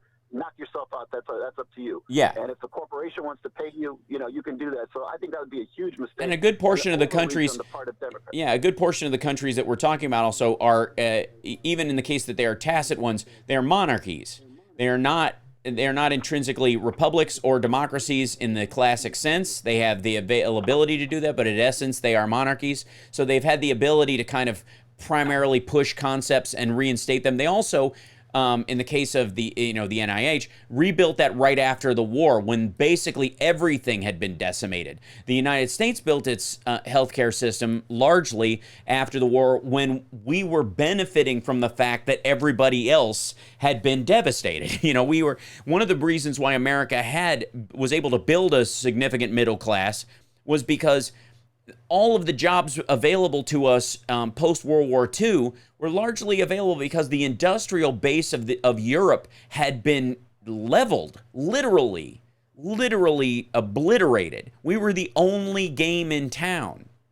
And so and people need to know that the only reason that you have a job that ties your health care to your job is a phenomenon that came out of the Second World War. Because of the shortage of labor, companies all of a sudden started to say, hey, you know what? In addition to a salary, we're going to give you health care benefits. That's right. And in order to draw people in so that they wouldn't work for the guy across the street. And out of that came this idea that your job is linked to health care. It doesn't have to be linked to health care. It was a strange historical phenomenon in this country, and we think that somehow the two go together, and the rest of the world shakes its head and says, why in heaven's name would the two go together? Right. Yeah, exactly. And transitioning out of that is, you know, and by the way, that also endeavored to add the possibility of private insurance like they have in England, in collaboration with the U.S. With public insurance in both those states is a factor of the fact that the United States had better health care for a period of time than those other markets, than those other groups. So I mean, part of that, and part of that has to do with the fact that that unions were so dominant in this country that even if you weren't a member of the union in the 50s and 60s, for instance, those benefits extended out to you because you were competing against those who were part of union shops.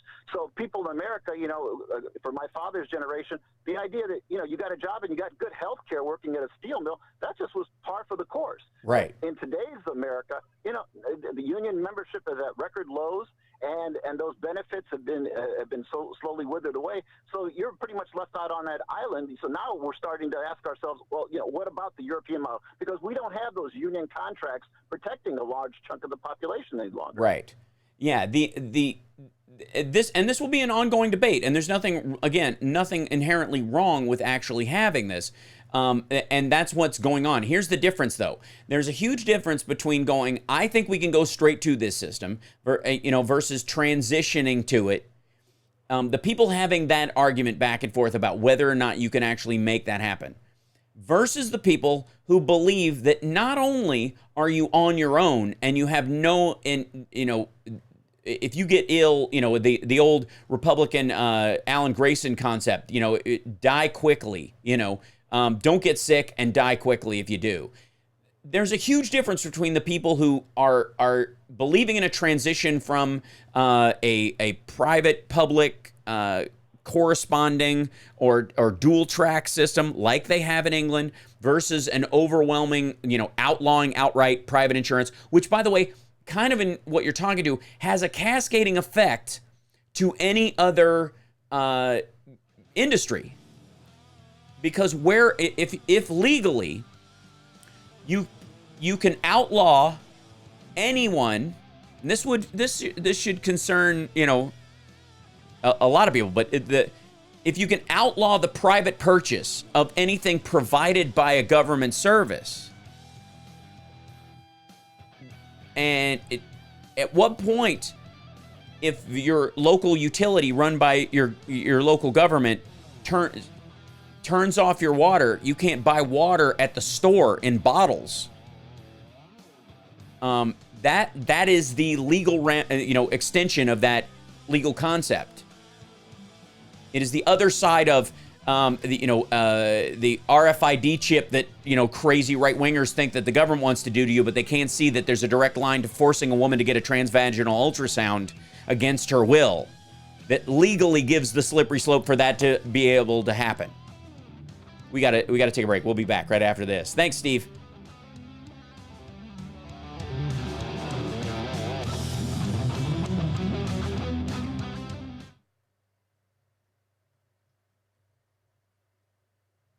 We got some spamming grossness in the chat room. I popped in too late to do anything about it on my side. So if you can roll back in the chat and clear that out, that'd be great, Carl.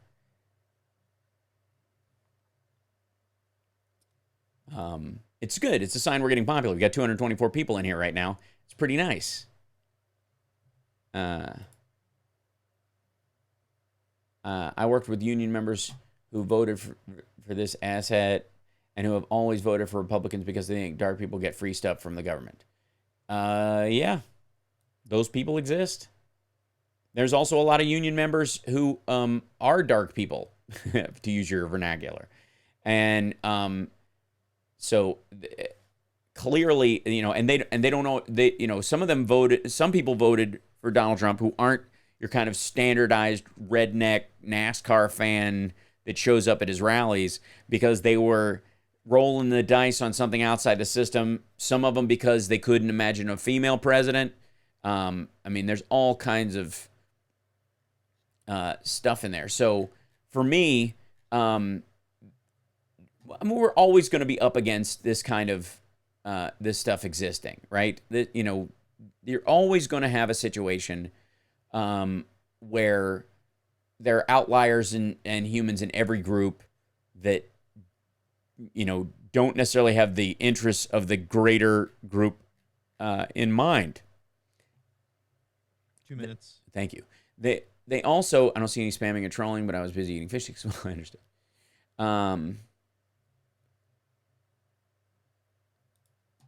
Now you're just bragging, Professor. We have the best Sheboygan brats and tons of crowd. Yeah, you're at 52. Yeah, we're at 52 patrons now. We broke 50 like middle of last week. Any of you folks that are brand new that are visiting from Steph's show, I welcome you. Thank you for coming by and saying hi. If you're interested in becoming a Patreon and becoming a member of the Blue Patch Brigade, please do so. You get one of those cool blue patches, and that allows you to bring a guest to any of my shows for free. And that would include any other, I don't know, shows related to liberalness being sexy that may happen in the future. We don't know. So there you go. Yes. Thank you, Charles. Absolutely. Smash that like.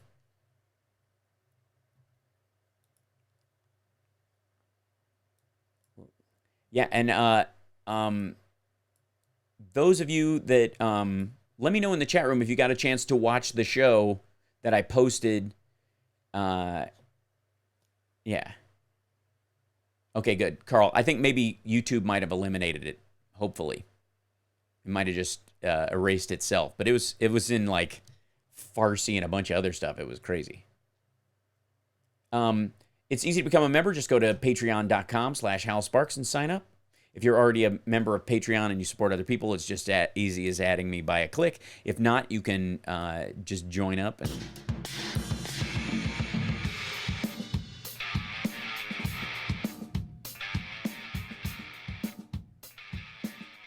welcome back to the show. It's the Hal Sparks radio program, Mega Worldwide. We're here every Saturday from 9 to 11 on WCPT Radio, Chicago's Progressive Talk, where you can hear all of your favorite progressive talkers, including the beloved Stephanie Miller, who I did her happy hour podcast. We taped it Thursday, and it was available as of yesterday, I think. So give it a listen, and you can actually hear our on-air and in-person kind of reunion for the first time in, like, I think 4 years. When was it last time? I don't know what the actual time was. Last time I saw Steph was at actually an LGBT benefit, so it was nice that we got back together during Pride Month. Happy Pride Month, by the way. This is the week when the rainbow flag was first, I think it was 1977, was first used. One of the reasons why this is Pride Month, and of course the Stonewall riots. I would just say I would call it the Stonewall Uprising in that regard. Although it was a riot, you got to say that. It qualified, and an amazing place. By the way, if you ever get a chance to go to New York, please visit Stonewall. It is back. It is a functioning bar again, and a great place. It is now a national historical site, which is fantastic. If you don't, you're just in the Chicagoland area and you listen around there. Check out and support the Center on Halstead, which is our city's LGBT center, and I think I'm going to go out on a limb and say it, the best in the country. Chicago has the best LGBT center in the country. There you go. Hands down, no question. Awesome. Great services. Takes care of people in the entire spectrum of their experience in their lives. From simple social interaction to suicide prevention and support on a deep and abiding level, and it's just a great place, and they do great work. So there you go, and you can always go by the Chicago Diner, which is a fantastic place with a vegan restaurant. If you ever check that out, so there you go. And Maureen in the chat room says we have the best gays in the country in Chicago. There you go. So, yeah, we've got 200 people watching on our stream at infotainmentwars.com.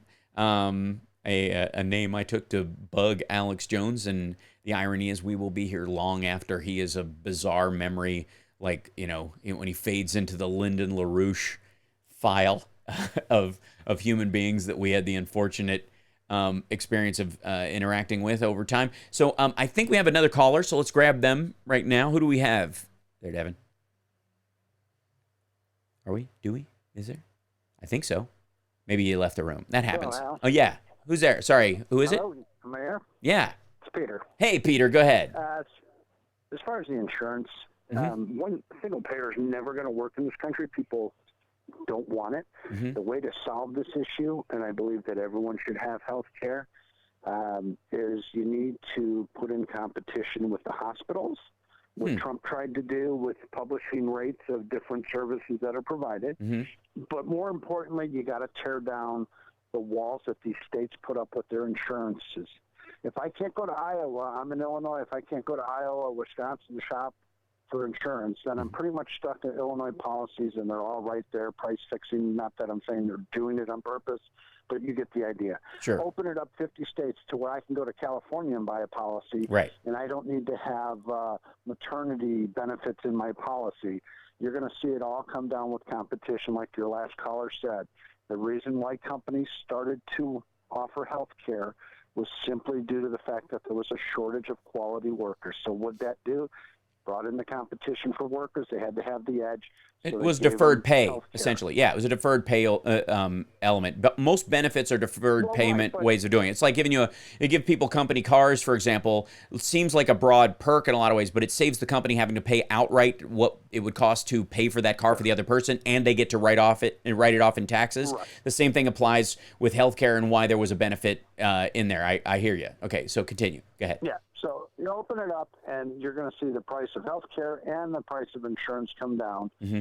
And as far as the debates, the problem with those debates, among the fact that you got 10 people in 2 hours, that's not enough time, were the moderators. They were terrible. They couldn't control the candidates. They didn't control anything about those debates. Lester Holtz, I've had a lot of respect for Lester ever since he was in Chicago. Mm-hmm. And he just seemed weak. So they need to get some moderators in there who can actually control the stage and control the question and the candidates. I think that'll certainly get easier. I have to say, I think that was more of a volume of humans issue than the quality of it. And I think, but to have 5 moderators and switch them in and out, and Chuck Todd, and really the questions. Yeah. Do you honestly think that those were tough questions?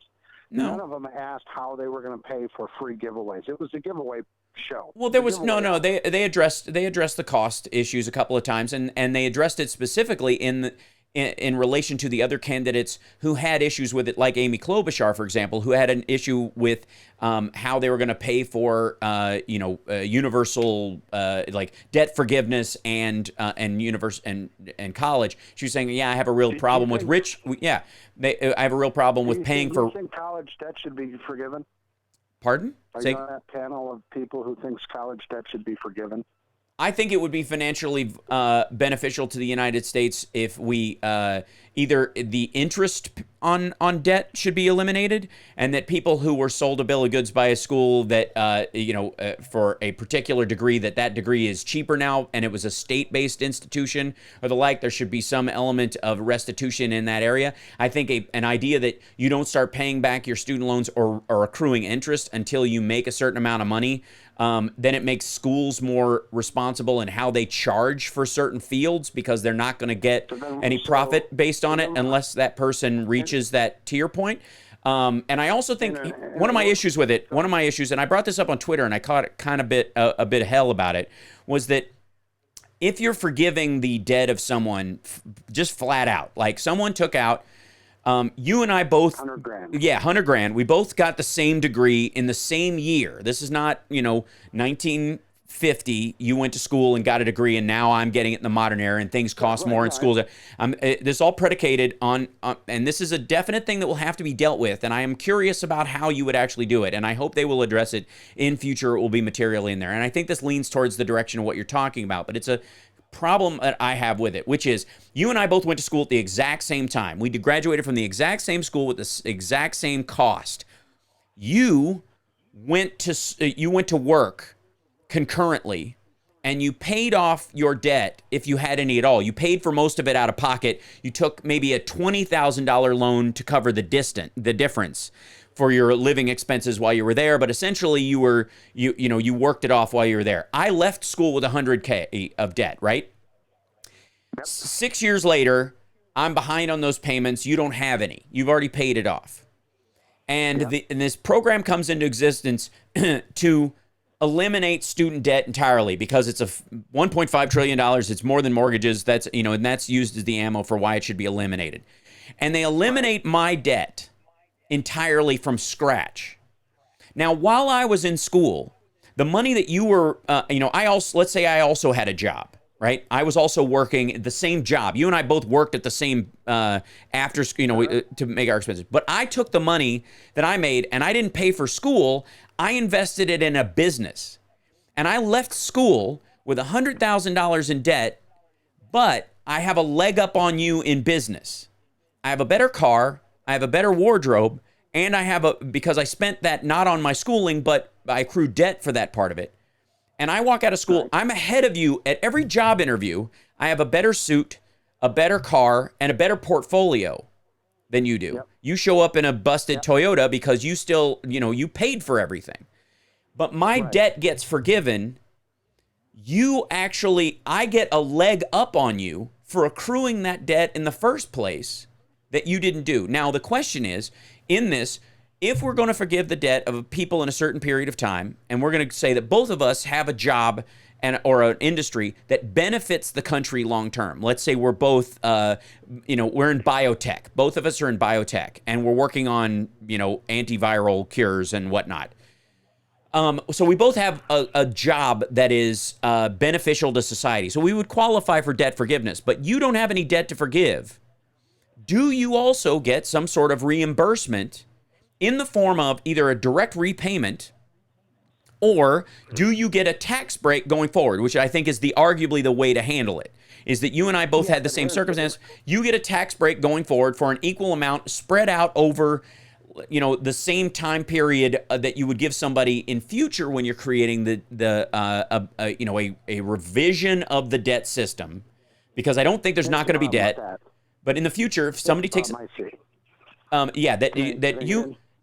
first of all, eliminate interest on the loans. I think that's fine because I think there's a value in an educated populace, and those loans, as long as they're repaid back, it effectively is it's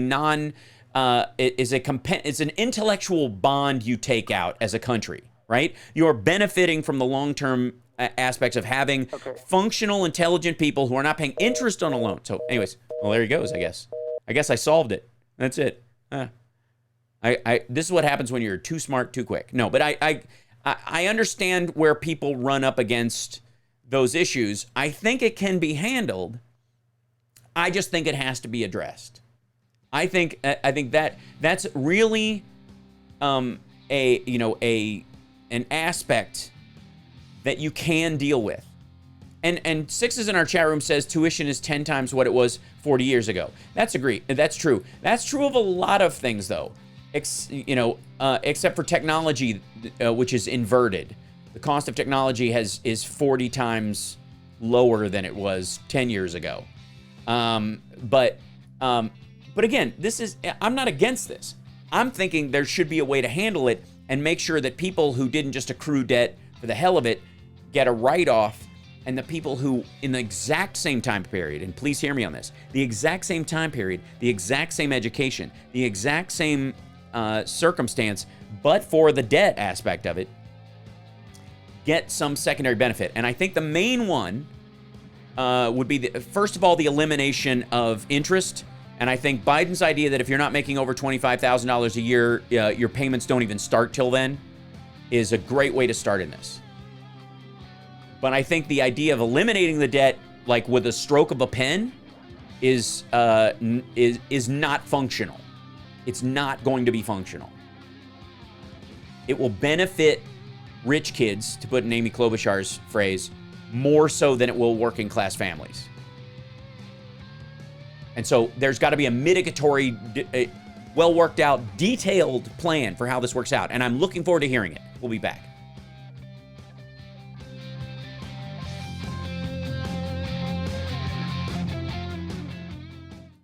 Now, Everdom, this raised a good point too, as did Sixes, about tuition and healthcare costs are two of the things that have an expensive risen far more than the rate of normal inflation on orders of magnitude, as you recall. The interesting thing is, and this is curious, is in the case of healthcare, the advances in taking care of diseases,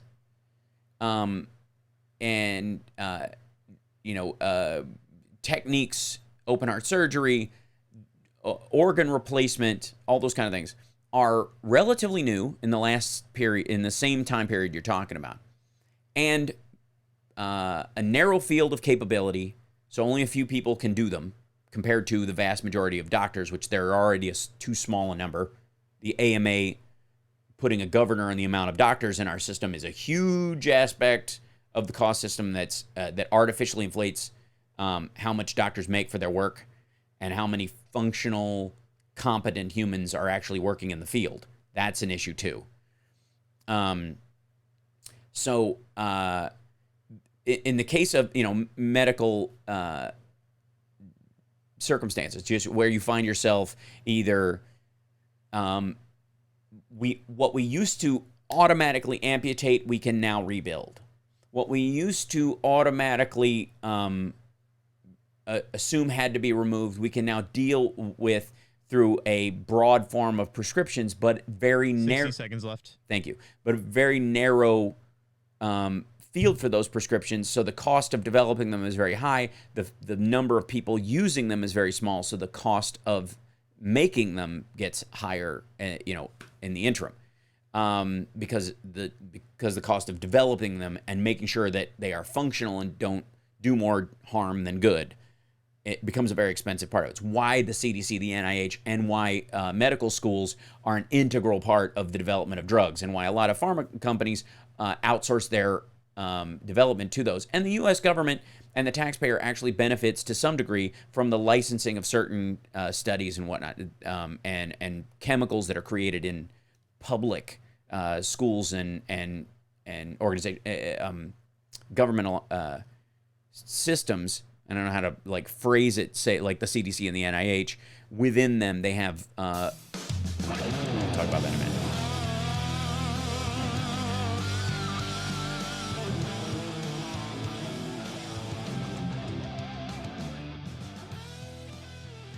So, obviously there's a lot to this. Tom in our chat room is saying the sliding scale of debt forgiveness based on income averaged over 5 years of gainful employment after graduation coupled with interest-free student loans for most students would work. And I think there's absolutely a situation where that mechanically can work. There's the devil's in the details, but that gets more detailed, I think, than a lot of people have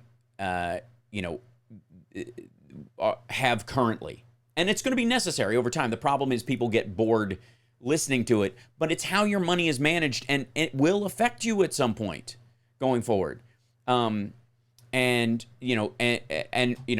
has a great point. Problem is that folks don't make as much money after they graduate college as they did before, and that's certainly that's obviously true of certain degrees.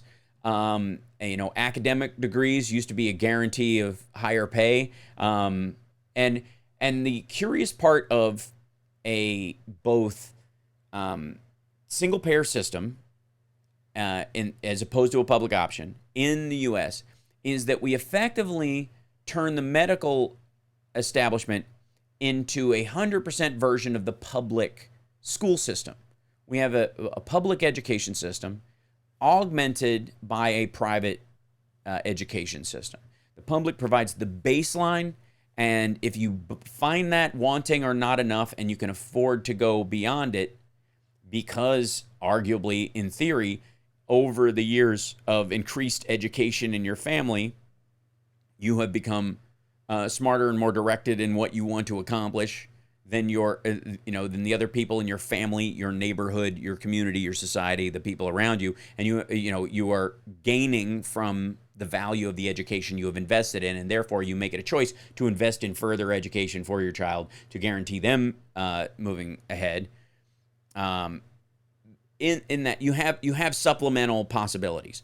In the case of the Medicare for All in the Bernie form, which eliminates private insurance permanently with the stroke of a pen, you put the entire medical establishment in the public school system structure without the potential for external educational possibilities. So imagine an entirely public school system where the Republicans, when they run it in their states or whatever, budgeting teachers out of existence the way they try to do. They like literally burn that down to look at what we pay teachers and how undervalued they are. Doing the same thing to the medical establishment is one of the possibilities.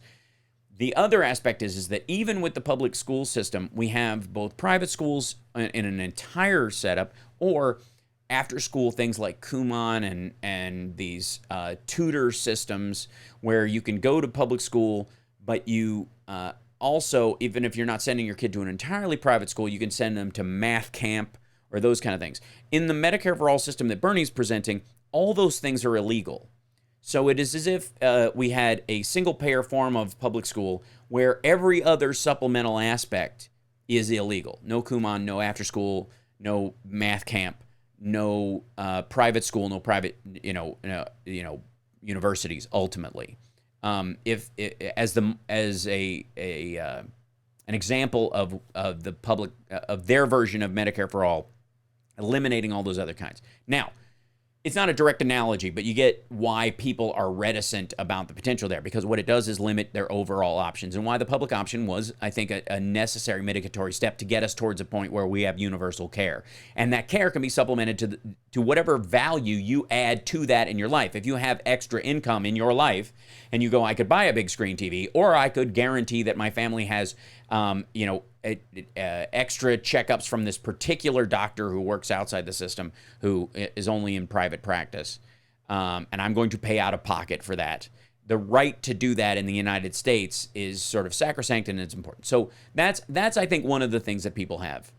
And why the going straight to a Medicare for All with the elimination of the possibility for secondary private support in any form, both private insurance and private medical outside the system, is going to be a non-starter for a lot of voters, and with good reason, at least for the time being, until the kinks are worked out. Because you also are asking people to trust in a system that has two things going against it. One, it is brand new. And everything, imagine if you had to stay with the first version of the iPhone that you had, or your first flip phone forever, no matter what people had improved on, is the concern. If you were still with that, and wait for someone to believe you were worth upgrading to fix it for you, instead of you being able to choose another version, or to even stay with that one. And then also know that someone might come in running the company who owns the phone that you bought and decides they don't like that phone, so they're just going to they're going to throttle the battery and make it fall apart so that because they have stock in another company. And that's what you have with the Republicans. So you're handing that off to them. So there you go. This is these are the concerns that come into this. And again, this does not mean that total debt forgiveness, it wouldn't be a financial jumpstart for the economy, for American society as far as education goes. It's obviously, free community college is essentially adding 2 years of non-mandatory public schooling to everyone. Optional. It is think of it in terms of free AP classes in high school. You can take them or not take them, that kind of idea. Now, and again, most of the people are going to want an option in those areas. And I think that's why it is. And again, fighting over whether or not the public option is the best way to go versus no, we have to go to Medicare for All. This is a details-based, in the reads argument. It is not an ethical problem. It is not a problem with the philosophy at heart of the people that you're discussing it with. Because I think everybody's on the same page. No one should go broke because of medical needs. Everyone should have the best health care available to them that we have. the question is, how do you get there and guarantee it to as many people as you possibly can? And when people do fall through the cracks, you have a responsible and financially viable way of picking them up, right? So there you go. So this is integral to this whole thing. I don't know if we have another call or not. I think we might have had one more, but I don't know. Do we, Devin? Are we good? We clear? Because if I'm still hooked up to Chicago, that's the other thing too. I could be just completely in fantasy land. Do we have another caller? Billy in Georgia. Oh, hey, cool. Yeah, there you are. This is Billy. Hey, Billy, go ahead. Hi. Hey, Billy. Really fast. I had 3 points to make. I'm gonna make them real quick because Great. we're about out of time. Number one, insurance companies do not want competition. Mm-hmm. If we don't enforce antitrust laws in this country that we already have, there's not going to be any competition. Mm-hmm. Number two, we do have two practical single-payer systems. One is the VA system. They don't want to give it up. And number two is Medicare that we have for our 65 and older that most people qualify for once they reach 65. Right. And they don't, even the teabagger said, keep your hands off my Medicare. Right. Number three, the debate showed one good thing, and we just need to keep this in mind. We need to keep our powder dry. Mm-hmm. We've got 20 candidates out there, which means that more than likely the candidate that you're favoring right now is probably not going to be the one that ends up with the nomination. Mm-hmm. But we need to keep an open mind on all of these people and listen to their good and bad points so that we can be a unified party behind one person rather than messing up and decide we're going to fight and hold back against the one that does get the nomination. We got to be ready for that. Mm-hmm. Yeah, I thank you, Billy. You're always a wonderful addition, by the way. Everybody in the chat room saying hi and thank you, and I'm sure you can see that as well. Excellent point on the tail end of there, and a great way to end the show. We'll continue discussing in the post show on YouTube. If you want to join us, infotainmentwars.com, of which Billy is a valued member of the chat. We'll continue talking about that. But his concept about listening to these folks and absorbing their good and bad parts as you would another human being, as opposed to the instant villainization that we tend to go to because of what social media sort of emotionally primed us to do, is incredibly valuable. And remember that all of these people, all 20 of these folks, are clearly and obviously on your team. They might have a different strategy for getting you into the, across the finish line or, into the end zone, as it were. But they definitely are on your team. And it's incredibly important to listen to them even when they are crazy wrong, according to you, in how they present, and respect that they're trying to help. This is genuine on their part. They're not just selling something. Because what we are up against, Donald Trump and Kim Jong-un and Vladimir Putin being buddy-buddy, that is so far off the reservation, it's not even worth discussing as far as human interaction. These people are crazy. And we owe it to ourselves to not be crazy to each other. Take care. We'll see you next week. It's the House Sparks Radio program, Mega Worldwide. Stick around for Dick K, or join us at infotainmentwars.com for the post show. You guys are awesome. We'll see you next week. Thank you, Devin. Thank you, Lady B. And we'll see you next week.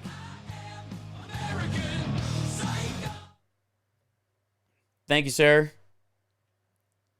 I think we went without an audio hitch at all. President Trump saying afterward he would not impose 25% tariffs on the rest of Chinese imports to the U.S., standing pat at the $200 billion. Thanks so much, Devin. That was it. I think we went. Was that it? That was a whole show without an audio glitch? I think it was. That might have been the first one. I'm going to start crying. I can't take it. It happened 7 years at one time. I can't believe it. Oh my gosh. It is literally a first without glitches. Without being actually in studio. And even then we had a rainstorm. Oh my God. I'd like to thank the Academy. You like me. You really like me. I can't believe it.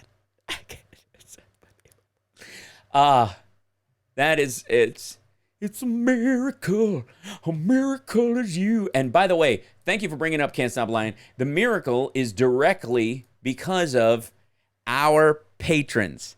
Thank you guys, because you have provided us with a better input-output device for the computer to make sure that we reach Chicago, a subscription service to a voice-over IP thing that kicks the butt of the one that we were paying even more for, that, you know, we worked this stuff out. I also had to, you know, obviously upgrade our the internet in here and at the and in LA to the business level, which is expensive in both places. So thank you so much. Yeah, so it's a huge difference, and I want to thank everybody who's become a patron. Like when I started really trying to push the Patron as a way to solve these problems and help us get there, I have to be honest, I did not count. I didn't think it was actually going to amount to anything. I did not. I thought that that maybe a couple people would do it and it would cover the subscription for the video. Like I use the streaming software I use, for example, is like $40 a month just to stream and try to get it, you know, of quality. It was way more expensive before. And I've been tightening the belt over the years to try and get it cheaper so that even fixing the problem wouldn't be that expensive, where I was having to dump out of a $600 or $800 investment in software, yearly, every time I changed systems if it didn't work or whatever. And now we have 53 patrons, and I can't tell you how much I appreciate it, you guys. It is heartwarming. It is, yeah. So there you go. I just, thank you. Yes, thank you, Natalie, who's one of our patrons. Thank you so much. I appreciate it. Billy as well. Hal Vickery, thank you so much, you guys, and and the super chats help as well. That was a new thing. Thank you, Charles. I appreciate that. Yes, Charles is at our $10 level. I can't wait to see you at a show, brother. The nice thing too is that I get to, I set this thing up with the clubs, and once I decided I was really going to go all in on this, I'm like, I got to make this worth your while, guys. So we posted, I'm posting patron-only stand-up shows, whole things. So if you're not even in the state, you can watch it. And I posted the link for the show in there, by the way. If you haven't seen it yet, it's up in that patron-only stand-up shows link in there. Kelly Bon Vivant saw it. And so and I'm doing a monthly at Flappers. Those shows are going to be posted to patrons. And so for $5 or $10 a month, like a whole, at clubs, it's like a $25 ticket at least. So that, I think it makes it worth it. Plus, if you're a member of the Blue Patch Brigade at the $5 or $10 level, you get a blue patch from me, and that allows you to, anytime I have a show, now or in the future, come and you bring a guest with you for free. Your friend comes for free, so you don't have to go it alone. So, and literally, one of the reasons why it worked today is because of you guys, because of the patrons. It really is, because it allowed us to, like, I got to have a hard conversation with the station last week, and work with the station in signing up for this voice over IP system that hopefully will solve this going forward. Now, I don't want to glitch. You don't have one, Hal? Well, it should be on its way if you haven't already gotten it. Billy got his. We sent a bunch out. So if you don't have one, just send me a message on Patreon. You can message me through there, and we will definitely get you one out. If it got lost in the mail, we'll send you another one. I will make sure that you have one. At the very least, you can always message me through there. Hey, I'm coming to the show this weekend. Let me know, and I will automatically make sure that you're on our list for that stuff. So, but we had, at the beginning of the year, we had 6 patrons, bless their hearts, who'd been with us since I started the thing, at like $5 or $1 or whatever, and it was just kind of humming in the background, and I just decided after a while that I could offer something to folks and we could, because I do the show for free, and I've been financing all of the parts of it myself for a long time. And when you got a kid, that's money that isn't going in his mouth. And so I was like, I can offer things for free to the patrons in exchange for making it worth, a cup of coffee a month. And that's basically what it is. It's one trip to Starbucks a month, if that's the way you live.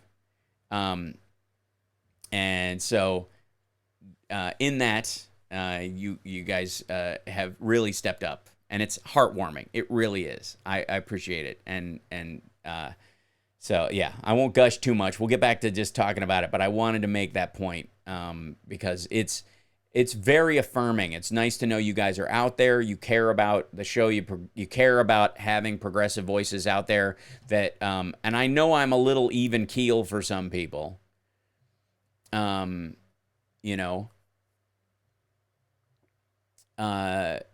David's in the chat room says, I like the debate references to mercantilism and the Koch brothers. I doubt there was follow-up anyways. There was follow-up specifically, and the mercantilism was actually in relation to how China operates, curiously enough. So there you go.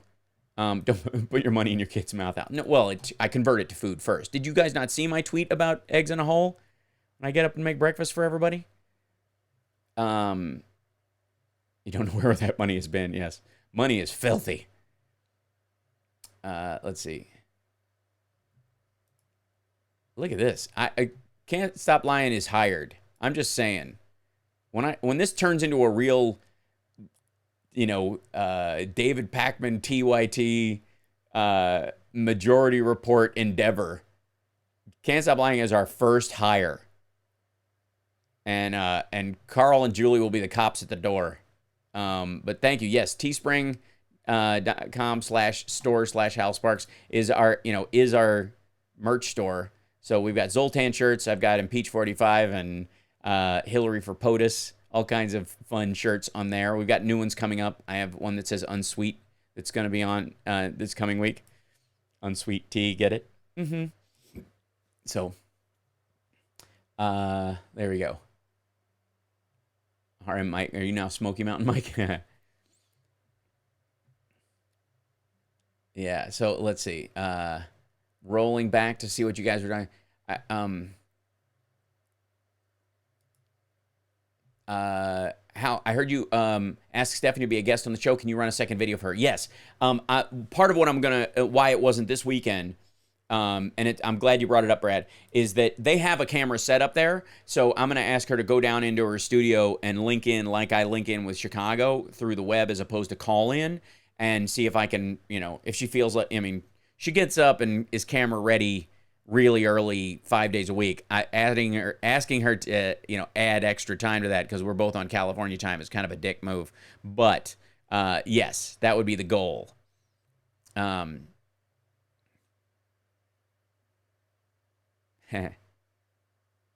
gonna try and make it to a show, Charles? Dude, eventually I'll come your way as best I can. It's cool to display the chats when you respond to it. Yeah, it helps. It helps when people later on are looking at what I was talking about. The ability to do that, and again, this is because of the patrons. That I was able to get this software and this setup so that I was able to do that. Let's see. I like your tweet the other day about interviewing Glenn Lundy. Those flight directors are amazing folks. This is incredibly true. And thank you for noticing. No glitches today. Today was a good day. It was just, thank you, Richard. Bless you. Oh, Lord. It was just, yes, thank you, Mark. I greatly appreciate it. It's nice to know that it is translating into genuine help. It is made a huge difference, and I want to let you guys know about the differences as they come, and directly your contribution to making it happen. So Hal, you're one of the nicest human beings that comes through and all you say and do. Thank your parents for raising such a gem. Aw, well, I will tell my mom. She's downstairs right now watching Turner Classic Movies with my son while I'm on the radio. So I appreciate that. Thank you. I try. You know, it's funny when I presented this week the concept I was talking about, and I did it in a lot of way of answering the questions around debt forgiveness in you know, that has been floated a few times, and in the Medicare for All debate. In that, I thank you, Carl. Is I want to answer the questions that are going to be thrown at it that they're beforehand, before it gets to a fevered pitch where it gets drowned out by the bumper sticker, whatever phrase they create to push back. You gotta, you know, you have to kick the tires on these things to see if they are roadworthy. Question. I took exception to Tim Ryan recycling the talking point that the Democratic problem has an imaging problem. It does. No, I don't think he's wrong.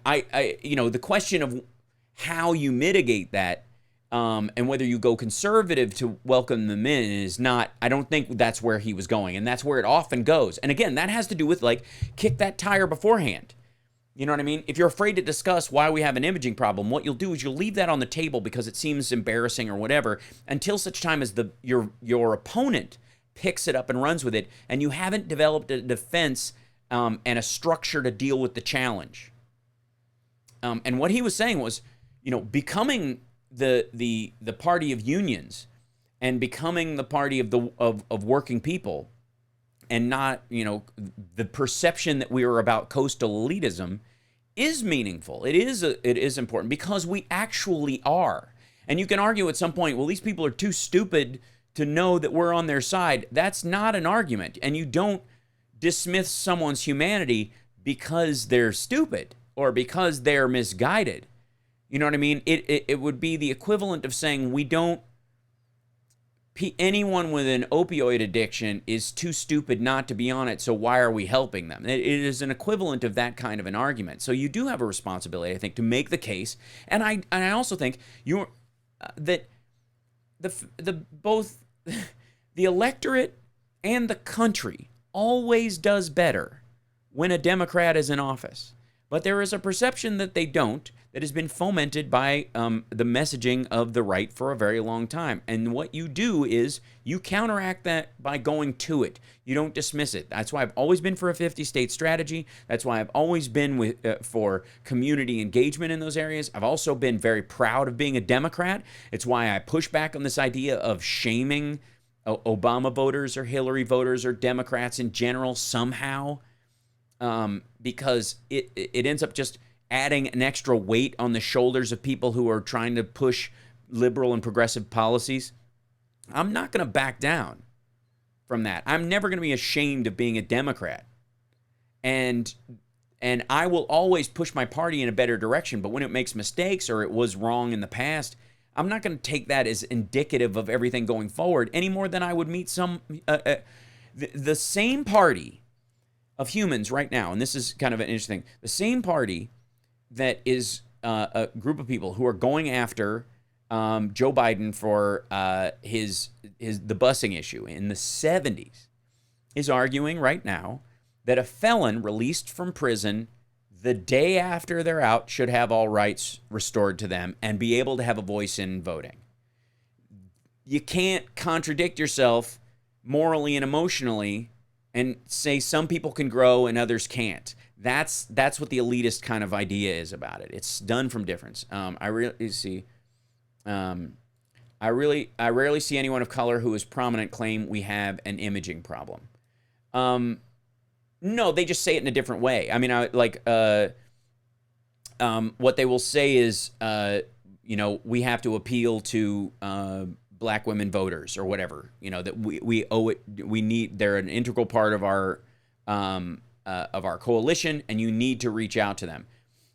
It's not seen as an imaging problem in that circumstance. And I would argue that if you start bifurcating into which communities, conservative black people, conservative Latinos, who were anti-gay during the, voting anti-gay during the marriage debate, that have eventually, and a lot of them have come around, don't have the same issue over time, that those people thought the Democrats had a messaging problem because the Democratic Party was pushing the idea of gay marriage, for example. It was just never presented in those words, is all.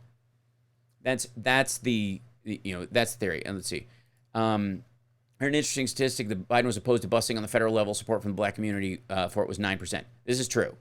Busing, community level busing was way more popular than the federal busing system. Well, it was different from the segregationist stuff, which was keeping people out of schools, moving them from the federal government to a school nearby, letting the Department of Education choose the neighborhood, and having kids get up at 4:30 to go to a school that was 2 hours away, kind of thing, was very concerning. So they wanted it left to the local school board level. And obviously, in southern states, they could take advantage of that and mess with it, but they couldn't deny the ability for people to do it. And if anybody moved to do it with their school board, they were allowed to do it. It allowed for the grassroots to punch through. And it was a transitional time in history.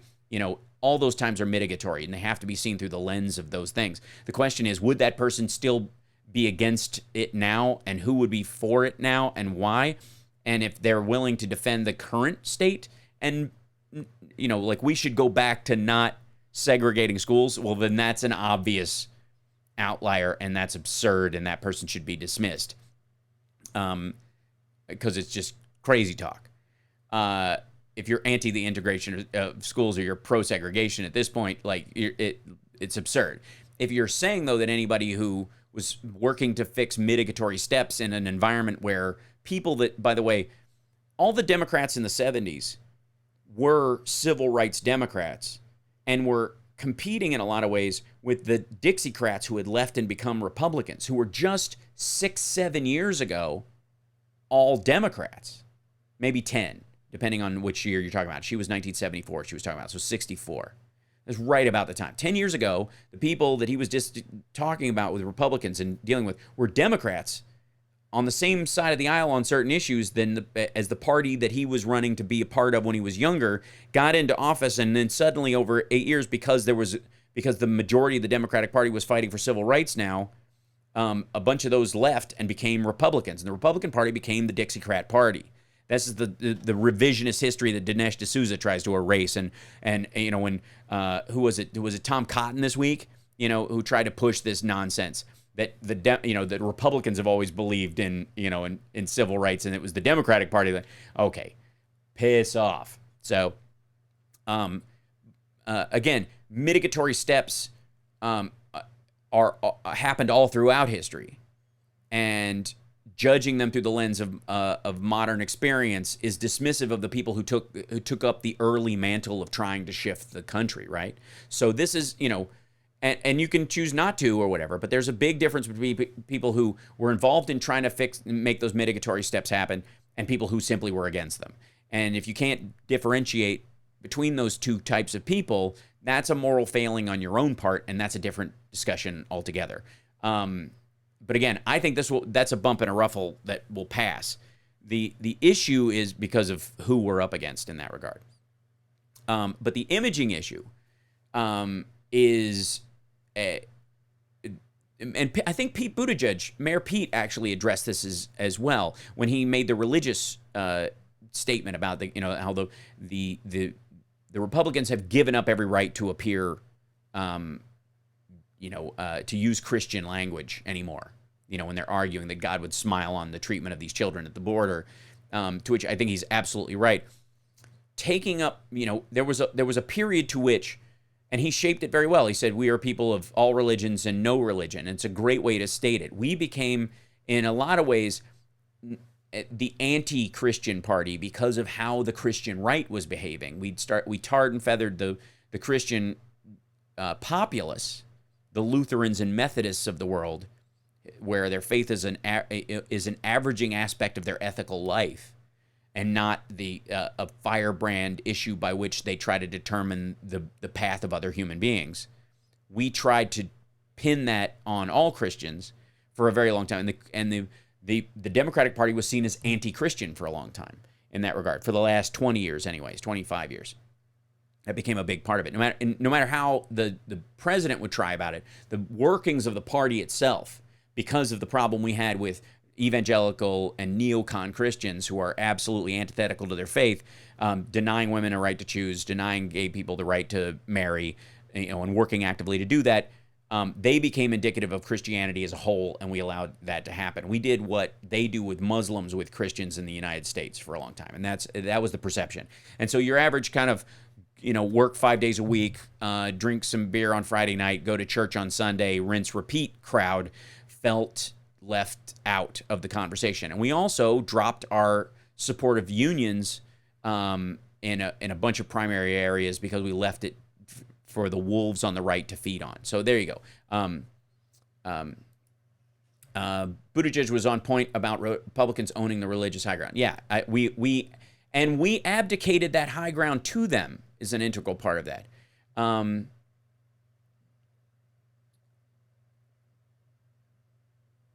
Let's see. And how the news media has ran this Biden working with segregationists like they were in the Republican Party when these segregationists were in Joe's own party as Democratic Dixiecrats. Right. And that ultimately, the mitigatory steps that he and others introduced and were working for are why those people left the Democratic Party forever. They were driven out by the likes of Joe Biden and the like because they were no longer welcome in that regard, that they were obviously getting pushed over. And they went into the warm and inviting arms of the Republican Party. And that's where they are. So, panelers,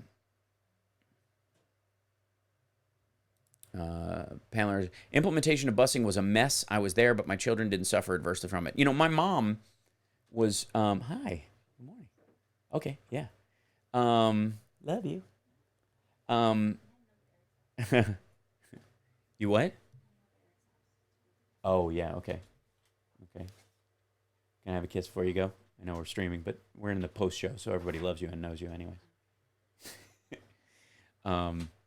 So, did it all work out? Love you. Good morning. Well, okay. All right. Let me know if you want some food when you get back, and I'll cook it for you. Yeah. All right. Love you. Out, cats. All right. What? Okay, good. I thought you said the cats were in the dryer, and I was like, oh my God, they're just everywhere now. Okay. Yeah. No cats in the... All right, I love you. Summer says hi, everybody. Mostly to me, but there you go.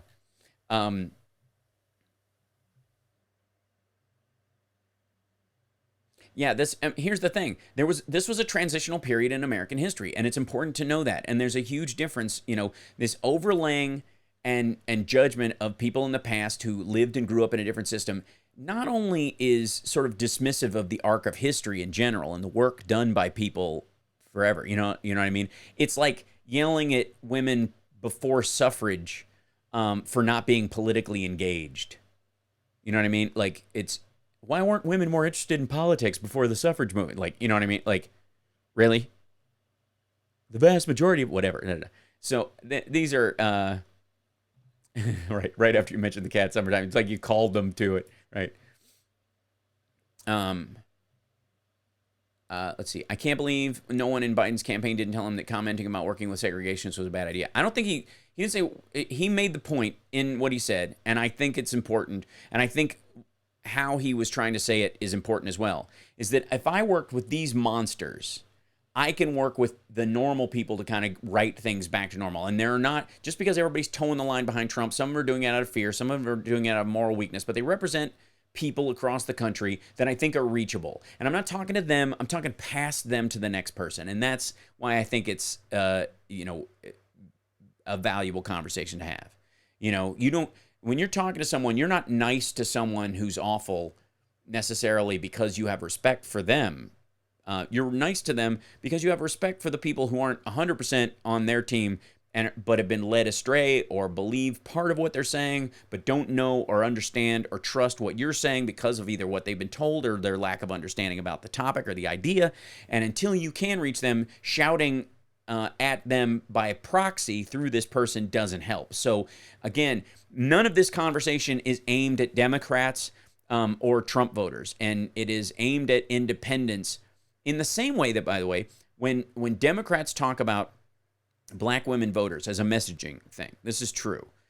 Black women in the country are 6% of the populace. They are integral to the vote, but they are also a very small minority of human beings compared even to black people as a whole. And the voting element of them, 6%.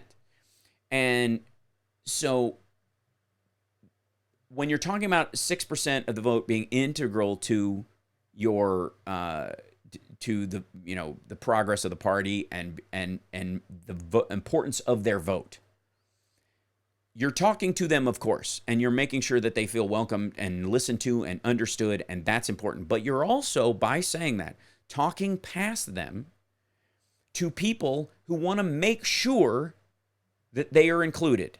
And this includes white people and non-Hispanic whites and Asians in the Democratic Party that believe in equality, think it's very important that that become an integral part of our party, and make sure that groups that have been marginalized in the past are listened to. So the message of talking to black women and making sure that they are heard in the party is for them plus. The plus part is actually the larger mass of people that will have a larger effect on the vote. And that's why you hear it so consistently. Because in the baseline, there's almost no party. You could pick a bunch of other 6% of the populace statistic. 12% of the populace will and has used catheters at some point. You're not going to isolate 12% of the populace and go for that catheter vote in that regard, because it's too small and doesn't broadly apply enough to the rest of the people. And we're like, why are we focusing on that? It's only because if you have someone in your circle or someone you care about, that those people, and LGBT issues, transgender, for example. Transgender people are somewhere in the order of 0.5% of the populace. But the percentage of people who care about how transgender people are taken care of, especially in the Democratic Party, is enormous. So when you talk about trans rights, you're including them. Yes, you're talking about the value and the importance of their vote and trying to get it by speaking to their concerns, but you're also talking past them to the people who support their right to exist in our world. And that's important to not just an increasing number of Democrats, but an increasing number of independents as well. There's also a similar group of people, and since we have a hair's breadth margin every single time, because as people chip away at whoever the front runner is in the Democratic primary, and we get Hillary Clinton, who should have trounced Donald Trump no problem, even in the Electoral College. She shouldn't have campaigned extra in Wisconsin to win it because of the benefits the people in Wisconsin would have gotten from her presidency and the obviousness of support for unions and the anti-union movements of Scott Walker, all that kind of stuff. She shouldn't have had to have made that case 3 times. She should have been able to make it once. But the reason she got between this narrow, this margin of error, the reason the election is within a margin of error each time is largely because the focus is often talk to the voter, not to the people who believe in that the extra padding of that voter. And so in the Democratic Party, to mobilize the base, you address the needs of certain minorities, especially that have been disenfranchised and disaffected, both for the value that those people have and the worth of their voice, but also to fire up the base around the people who know that these folks deserve more of a voice and aren't getting it. You inspire that voter. That's the direct way. Does this make sense so far? Are you getting where I'm going with this, kids? The secondary way you do with that is you motivate the non-voter and the independent float voter. And a lot of times you do that through de-villainization. Because they may be with you, they may believe, a lot of independents, for example, are considered socially liberal, and one of the reasons why they have leaned Democratic in some ways over time is because they are socially liberal. They believe they're not full on Democratic because they believe that it can go too far. It's mismanaged by being flippant its support of issues, and just kind of when it runs wild. The idea that we're as you heard one of the callers talk about providing health care for undocumented immigrants. Well, what's really being discussed there is health care in detention facilities and in other facilities while someone's asylum claim or citizenship claim is being adjudicated, and DACA recipients and their families around them being able to, while the DACA bill and the other stuff is being worked out and the path to citizenship is existing, while they are technically undocumented and they haven't gotten they're on a path to citizenship, they should be able to get into the single payer system, and an emergency medical system and other things could be available, and a cushion presented there. Not anybody who comes into the country can just come over the border, get health care, and go back. That's not what's being presented as a way of using the United States healthcare system to do that. England doesn't do that. None of the European states, Canada doesn't do that. You're responsible for the pay of your health care if you come from someplace else in those situations. So that's what I'm talking about. There are independents who believe that if it goes to that extremity, it doesn't work for them. But they're with the idea of DACA recipients and people who are in facilities, and like somebody comes across the border, they're in Customs and Border Patrol detention or care or transition or in a vehicle, and they become sick, they should be taken to a doctor. That's very obvious, right? So these are those folks are reachable, and the way you reach them is not proto-motivational, which is you take on an issue that's specific to them. What you do is you de-villainize, and that's what these are two tracks you will see. That's ultimately what we don't have. This is not red states and blue states. We have the United States of America. That's what the Obama message. That was the best shaping of that idea in the last 25 years. That's what I'm talking about. Does this make sense to you guys? Where I'm going with this, and how and how this stuff should affect your ears in terms of it. Cory Booker is making a very big issue of crime on trans women. The group itself is almost a few 100K people, but issue draws women, trans people, and people of color. Huge chunk of Democratic vote. Yes, because we care about this. And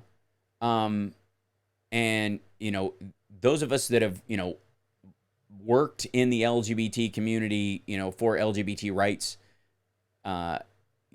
consider this very seriously. Please catch your fish before cleaning them. It's a great way to put them. Yes.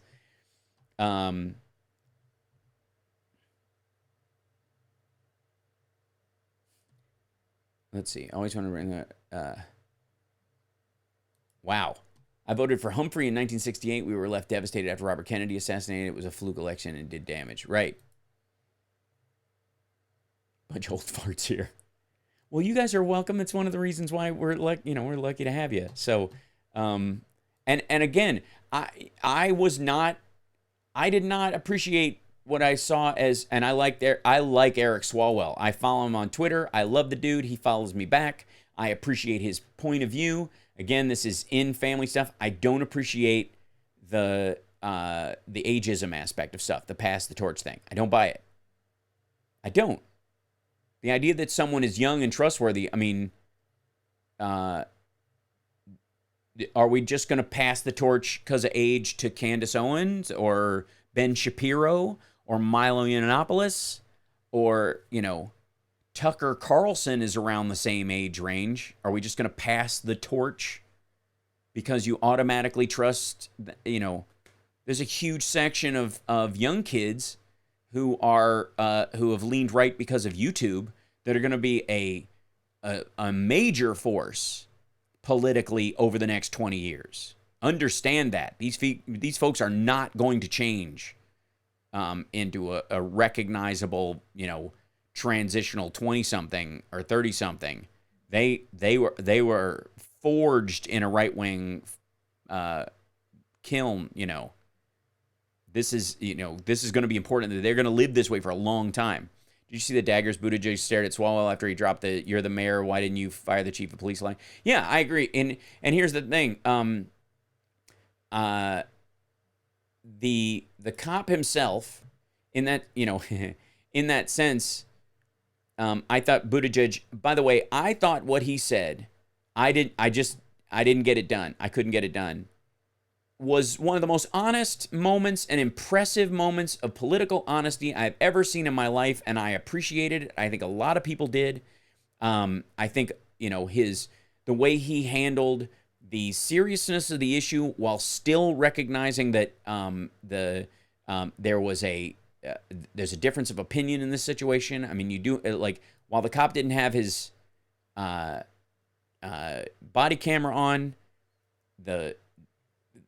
the man had the knife the guy had was actually stolen from a car that someone had been breaking into cars. I think was the story.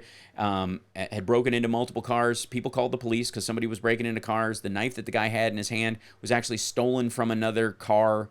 One of the other cars that was broken into said, "Yeah, that knife was in my car." So the idea that that it could be planted in that thing, it becomes so extreme as an idea. This will more than likely work out as a reasonable use of force, but at the same time, it must be handled through the context of the time that we are in, and expressed. So there you go.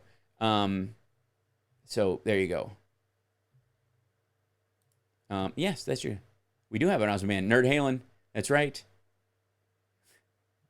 And you can also follow us on Twitter at Nerd Halen. So thank you. I was going to be a cop in Chicago in the 80s, but I've grown up not to trust them any longer. Here's the issue, though. I understand that with some folks. Did you see the "No, he didn't" look Booker gave Beto when he spoke Spanish? Yes, I did. I mean, the back and forth. You guys know how I feel about Spanish as a language, as a heritage language. It's a European language, just like English or French. And the idea that it is somehow more natural to Mexico than English is to the United States is an absurdity. The tribal languages of Mexico were not Spanish. The Spanish were the first conquistadors and conquerors and colonialists. And, when they hit Florida, it's impressive. I'm glad we have a lot of bilingual people, and out of respect for their life, that's great. But this, it's just weird. Anyways, it's like if they had, it was Miami, so they're speaking Spanish. If they had it up in upstate New York, they're going to start speaking French with a Quebecois accent. Is that how we're going to do it? So that everybody goes, "Oh, yeah. I have friends right there 30 miles upside there. You know what I'm saying? Yeah. Ça va, ça va." Come on. You're going to start, speaking like Swedish or something if you go to northern Minnesota. It would have been fine if Beto spoke it well, but it wasn't done well. Beto did it rather badly. I think the idea, even the attempt, is appreciated in a lot of ways, and it should be. I mean, I love the idea that we should be a multilingual country. I'm of the belief that we should be like the Northern European countries in that every American speaks 5 or 6 languages. Most of the world also speaks English. This is true, right? I'll pronounce Quebecois correctly. Ah, yes. Well, I know what I'm doing. I used to vacation up there, when I would go up, I would be in Toronto, and I would take the train up to Quebec with my girlfriend at that time. On Twitter, only non-Latinos made fun of candidates speaking Spanish. It's an easy, snarky target of Twitter comics. Does anyone here come from a Spanish-speaking home? Is it pandering or just reaching out? It's a good question. When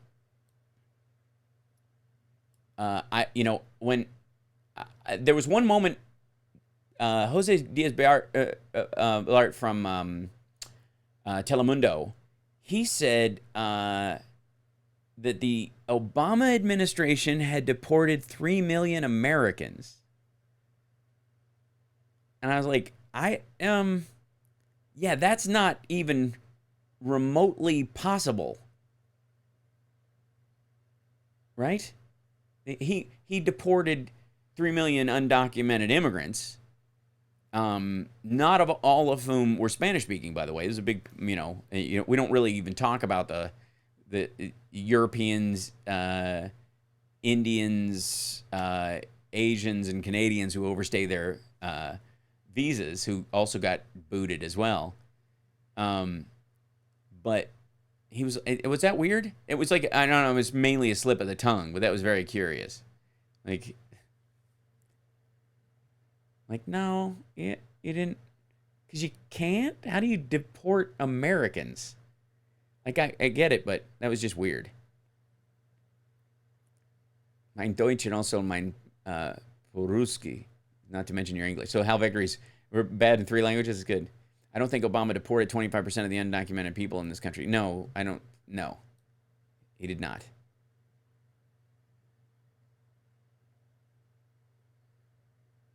Not Canadians. It's true.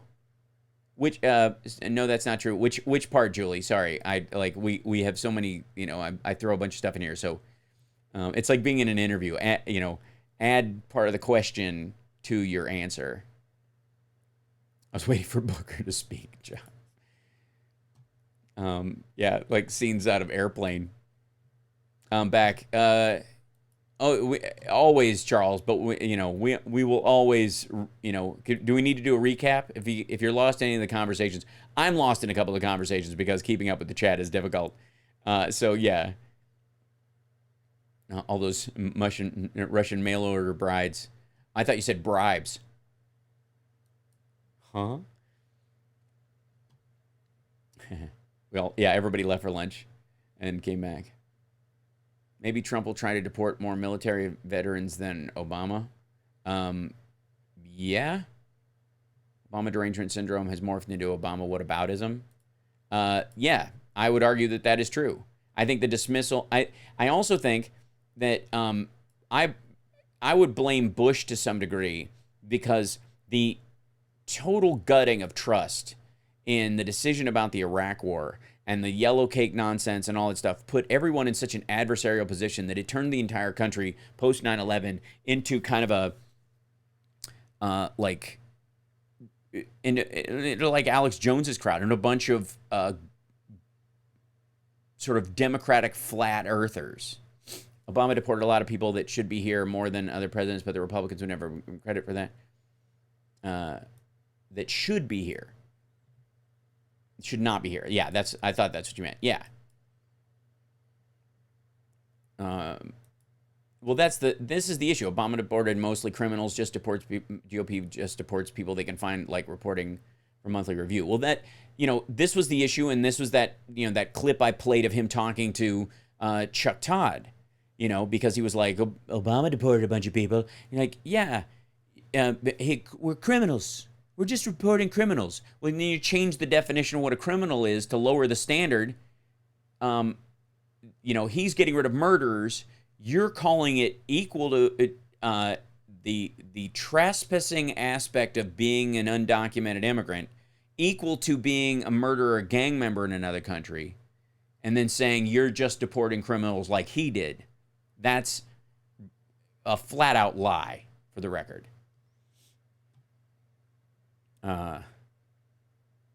Just listening to New Yorker radio, enlightening, hearing the other side from Tucson. Oh, all right. This is Elizabeth Warren was talking no sense. She and Kamala exceeded my or it was talking no sense. She and Kamala exceeded my expectations. I think I don't think he meant no sense. I don't know. I'll reread that, but I like the fact that Elizabeth comes with a plan, and I love the fact that Harris comes with a strategy. I think it's a great sign. Hey, look at that. A Norwegian cruise. Please be safe, Julie, and don't run aground in Italy on a dung-infested ship. Just for us, we love you, and we want to make sure that you are safe. But I'm very excited for you. Have fun, and we will see you next week. Yes. Oh, we're talking nonsense. I see.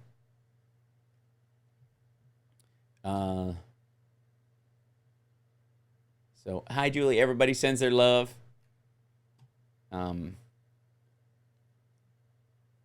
country collectively went nuts after 9/11. The casualties would have been treated as martyrs to the American democracy. No war necessary. Should have been treated as martyrs to the American democracy. I mean, if you'll remember, I made this case after the fact that if what they were saying was true, they hate us for our freedoms. They hate us for our freedom. They kept saying that over and over. They hate us for our freedoms. They hate our country. Well, then I would have, instead of going to war with them because they have no inherent military, tracking them down like an Interpol issue, which is what John Kerry suggested. Get the people responsible, the ones who aren't in the planes, who set it up, though, and it involved, mild military strikes on Taliban terrorist facilities in conjunction with other countries. That happens all the time. It is reasonable. Some of those states can't get the ticks off their dog, and they ask other countries to help them do it all the time. It is not an outstanding concept. But then instead of spending all that money on war, investing it in our future at home. They hate us for our freedoms. Well, guess what? We're doubling down. Gay marriage is now legal. We are passing the ERA right now. We are guaranteeing equal pay for equal work in our country for women. We are making sure that people have the ability to exercise their religious beliefs as long as it harms no one else within our country, and we're codifying that in any area where states may have not acted in good faith. We are going to guarantee, we're going to pass a direct voting rights law where every individual is guaranteed the right to vote, and anyone who infringes on that vote is creating a criminal act. Whether you willfully expunge them from voter rolls, knowing full well that they are not, they have the same name as a criminal, but they aren't actually that person. If you willfully disregard or don't do your due diligence, you go to jail for that. And we are going to invest in our infrastructure, the money that we would have spent at war with your idiot behind over in some other country. That's what you do. When you're attacked, you say, what do they hate us for, supposedly? Okay, well, we're going to invest in that. We'll teach you. That would have been my plan. That's what I would have done. And I also think, by the way, I'm going to sneeze. Hold on one second. I have actually a cough button kind of, but it's just a sneeze button now. 3, 2, there's another one. That's how it works. Thank you. Half the speak English crowd has due mouth. Yeah, if there's a sign in the hospital near your house that shows the warnings of due mouth, then you have work to do in your community before you can cast aspersions on anybody else. Thank you, guys. What did Julie say? Bye, Julie. Bye. Big hugs. See you later. Travel safe. Enjoy. Thanks for getting on. I mean, you even just trying to get on the internet on a cruise ship. I've done it. It's no small task. So we appreciate you being here. Thank you. You're sorely missed. I have sneezing fits, Al. Lots of people learning Russian. That's right.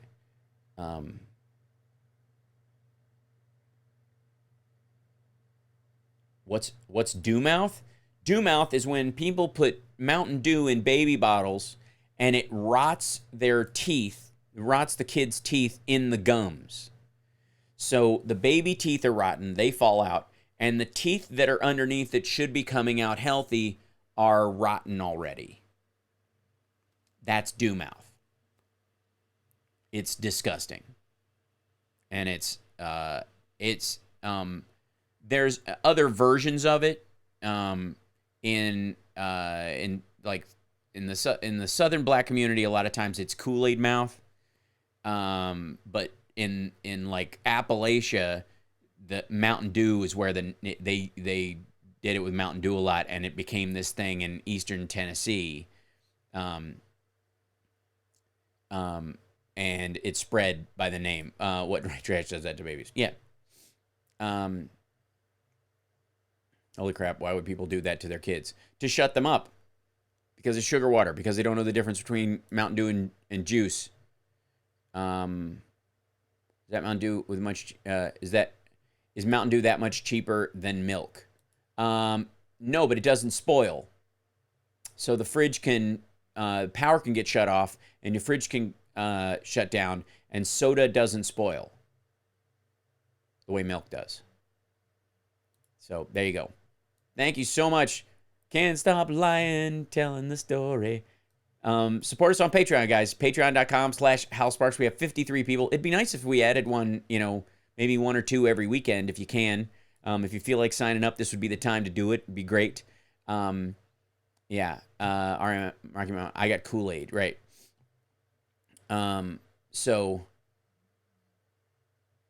well, it's a self fulfilling cycle in a lot of ways. Child abuse, I would agree. I would agree that is child abuse. But this is such a great question, and a question I seek and endeavor to answer every week. It's the difficult part. Were you a Mountain Dew baby, Hal? No, I was not. I was not.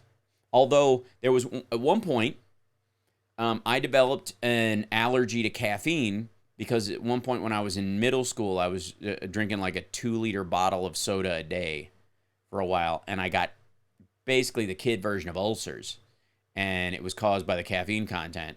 And luckily, we nipped that in the bud. But most of and that was just because my neighbor drank it all the time. So I was hanging at his place, and they just had so much of it, and that was what was there to drink, and we didn't really think about it. So at my house, I drank plain tea. And I started as a kid drinking my mom's iced tea with a teaspoon, just like sipping it because it was a little bitter when you're a little kid. I would take a little bit of it and just sip it like that, and it was really great. It was really subtle and not too bitter when you took it in such small doses or whatever, and then I just developed a taste for it, yeah. In Winnetka, small noise from Winnetka? No. This was in Kentucky. I grew up in Peeks Mill, Kentucky. My next-door neighbor, when I was growing up, because they didn't have ice cream very often, because my next-door neighbor, who was my best friend growing up, was very heavy, and in an attempt to keep his weight down, they stopped getting ice cream because he would just eat tubs of it. He would take the cooking lard that was in the kitchen, warm it up, put powdered sugar in it, stir it, and put it in the freezer, and then eat it when it was cold. Yeah. So that was the area I grew up in. We had kids that had I grew up pre-Dew mouth, but there were versions of it. Yeah. What's your opinion about Rex Tillerson slamming Jared Kushner this week? I think this group is going to eat itself over time, and I think one of the best weapons that Democrats have that they have not used, and maybe they're just keeping their powder dry, to use your vernacular, and to use Billy's vernacular earlier. I think that as the election comes around and he starts complaining about his Fed chairman and complaining about what Jeff Sessions was like and other people, and like who he likes and who he doesn't like in his cabinet, and the infighting going on there will actually be a great weapon point against electing him to a second term. So there you go.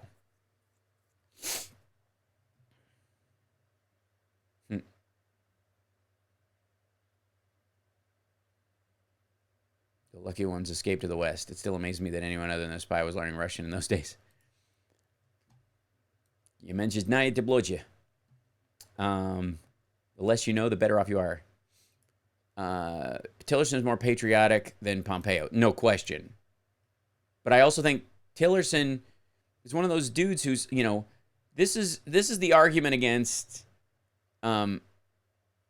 that's the odd argument, the odd liberal argument, pro-monopoly and robber baron, because a lot of the those before people bought and sold companies on the stock market, and your legal obligation was to make sure that the company made money for stockholders, no matter what that entailed. Single-family ownership and the fact that you could tie the actions of a business to the actual business owner's family and the shame and ignominy that would go with that. If you were the Wrigley family, you were responsible if the Wrigley family did something. If if the Walmart family, like if Purdue Pharmaceutical was called Sackler Pharmaceuticals and did what they did, they would have been in jail a lot faster. But the argument is that there would have been a moral governor on the extent of the damage that they would do, simply because it would tack their family's name to these actions forever. It's that's a debatable point, but that comes out a bunch. I chew Wrigley's gum every day. Well, there you go. Let's see. I'm a language junkie, studied Russian and Latin as a kid. Now I speak nine languages in taxis. It's good, yeah.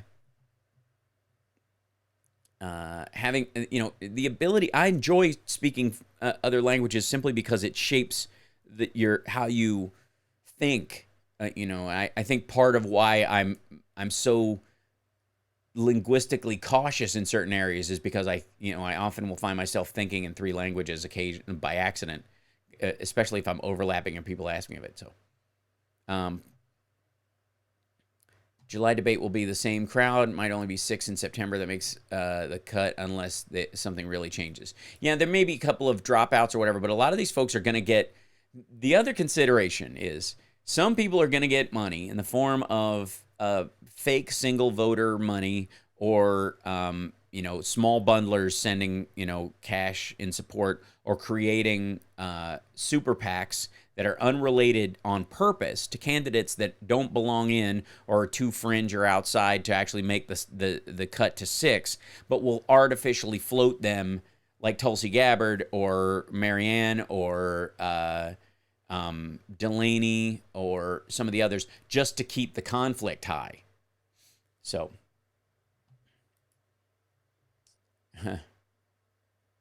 French. And I was a Zoom kid too. It was my first appearance on television. I did a piece. We keep looking for it to see if we can find some station that took the old TV show Zoom and recorded it back in, I think I was 7, 1976, 77.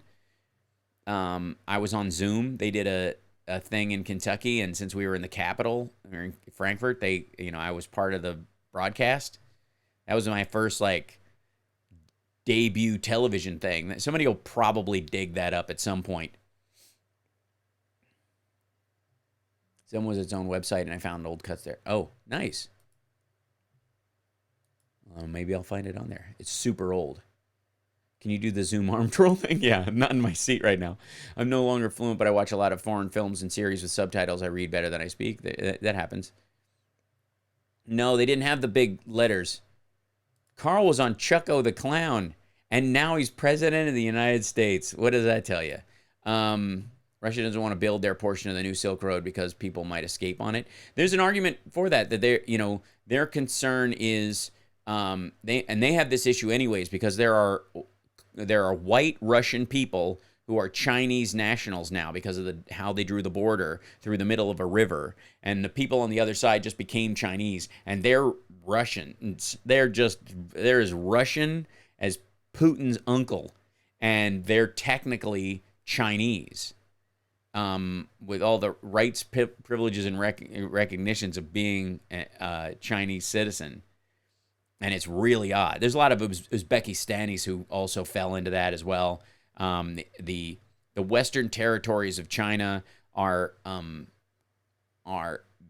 very Middle Eastern, sort of, in how people look like they're 80% Greek and 10% Chinese. It's a really interesting thing when you travel there.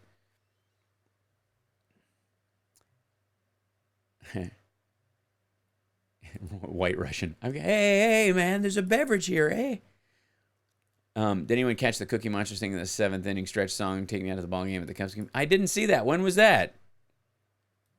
My goal is to throw out a first pitch at a Cubs game in the next little bit and sing the national anthem. We'll see if we can work that out in the next year.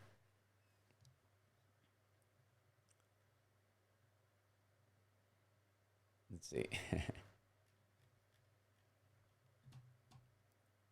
Yeah, like and subscribe. Give it a thumbs up. There's 152 people in here and 138 likes. You guys can do it. Smash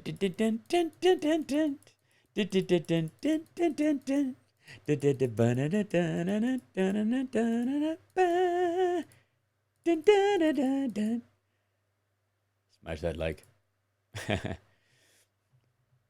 My uncle Lou Boudreaux was an announcer there. Love going. That is Lou Boudreaux. That is a fantastic name. That sounds like a Wilford Brimley character in a Jean-Claude Van Damme feature. That stuff make the jackrabbit slap the bear. I wish people would pay more attention to job attrition by automation. It's been a goal since 1959. So Pamela agreed. So Andrew Yang, this is the primary focus of Andrew Yang's presidency, is a UBI as a response to automation. And this is this is going to be increasingly important. Some people might think he's ahead of his time in that regard, but only by about 6 or 10 years. But the thing is, the time to fix a problem or right the direction of the ship is when it's on the horizon. That, we don't want to do with jobs what we're doing with climate change, which is get behind the 8 ball before we try to, win with a crazy bank shot. I don't know where my this is the best pool analogy I could come up with. Damn it. Lou Boudreaux did radio for the Chicago Blackhawks back in the day. That's right.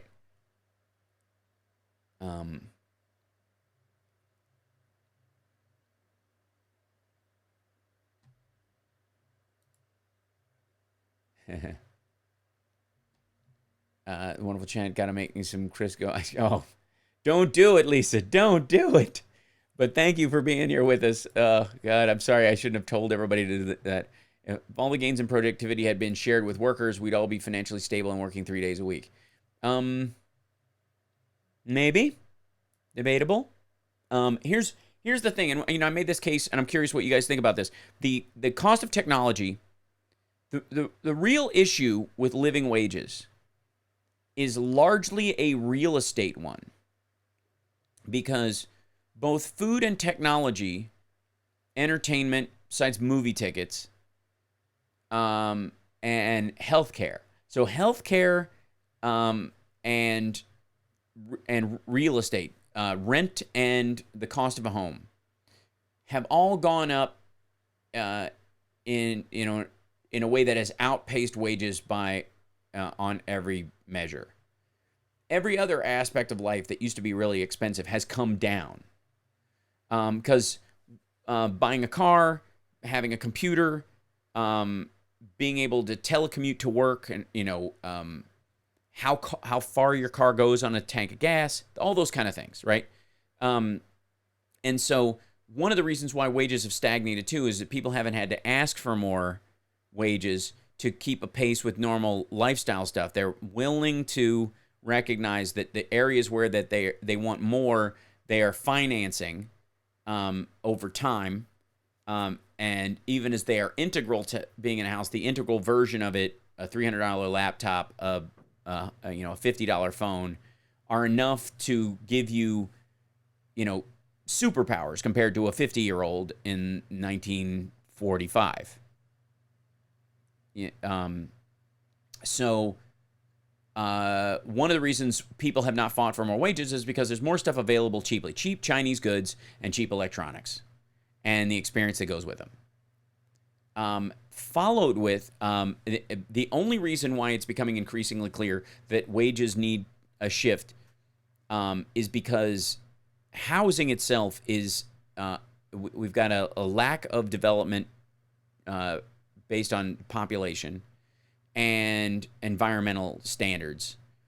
And I think we need a kind of an infrastructure plan for development as far as homes and apartments in this country, especially in areas where like Los Angeles, where you obviously have an issue with volume of people versus available houses and cost. And the only thing that will bring it down, this is a good example. So Jim Klaus, if gas prices rose with inflation, they'd be $20 a gallon.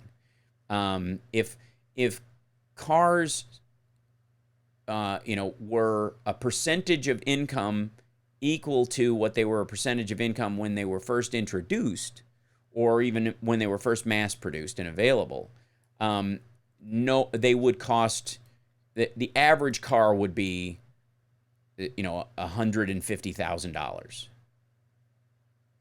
So these are all, these are areas where the inflation has actually kind of settled the issues of lower wages and the glut of available stuff, used cars, for example, and the volume of stuff that was made has made up for some of the lack of wage increase. And it's one of the reasons why people haven't asked for it. And why most of the time when people are negotiating what would be a higher wage, they end up getting, which is Pamela's point here, fewer unions, thus no collective bargaining, and most people are not good at asking for a raise. I know I wasn't, right? Is that most of the time when a union is negotiating, if they don't end up with cash, they end up with bennies. They end up with benefits. And the benefits themselves, from healthcare, lowering hours, so more time at home, those things translate out to a benefit, kind of like infrastructure, in that you couldn't afford to pay for it on your own. The cash to do it wouldn't be enough. But because the company has enough workers, they can afford to create a situation where what you benefit from is way lower, right? Your union is able to give you insurance at a way lower rate. But your rent still goes up. Oh, thank you, Jim. I appreciate that. Thank you so much. Welcome aboard. Yep, we went to 54. Look at that. Thanks so much. Look at that. Welcome, Jim, our newest patron. I appreciate that, brother. Thank you so much. That's awesome. Hooray. So when we talk about a living wage, for example, it is not a uniform reason why we need a living wage. We do not need a living wage to pay for all things equally. There is not an across-the-board inflation circumstance in the United States.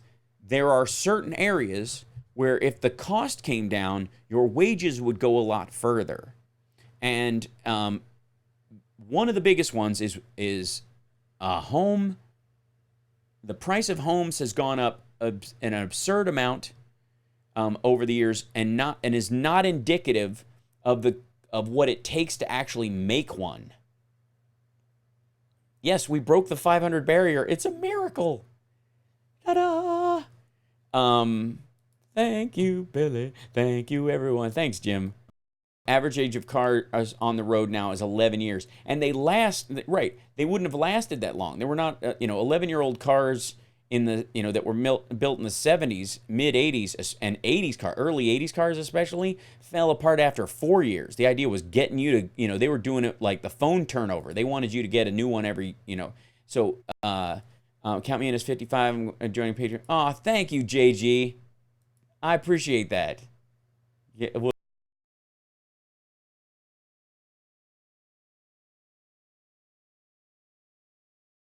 what the heck happened?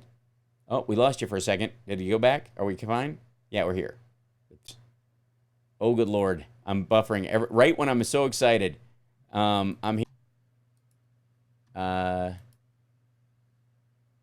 YouTube is messing with me. Russians. It's Russians everywhere. Russian hands and Roman fingers. What's happening? Reload the page. Is it happening? What's happening? Offline, stream complete. What happened? All right, we're back. We're live. We're here. Is it working? Offline. Damn it. Find your way back. And we try to find it. Here we go back. Ta-dang ding. I think we're back. We should be back in the middle of the thing. And we fixed it. And shoo. Yeah, there was some sort of error log on this. Oh, but it's spinning. Why is it spinning? Don't spin on me. Don't spin. What are you spinning about? You swine. What happened? I think we're all right. The stream health seems good. It's telling me it's all right. I think we're all right. Sorry. There's some sort of error. What's happening? I'm getting a spinning dial too. So hold on. Let's see. We'll drop this.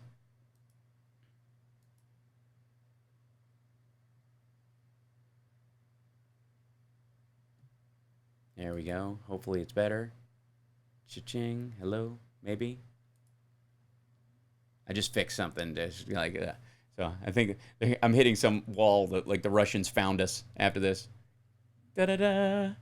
We're back. All right. We fixed it. So, yeah, just reload your page if you have an issue. That was a YouTube thing. That was an error on the YouTube side of things. They have a new. They always have a new. They have a new streaming point in there, and it has this. I don't know what. It has this odd. Hold on, this wasn't even. Let's see, I'm gonna do post show. Post-show HSRPM, the debates. Just put that in there so we know what we're talking about. I'll rename the other ones later on. Think how getting all buff is causing the buffering. It's not the guy, right? Cheney is too busy. Yeah, Cheney is too busy torturing migrant kids to mess with it. Yeah, but enough about Liz.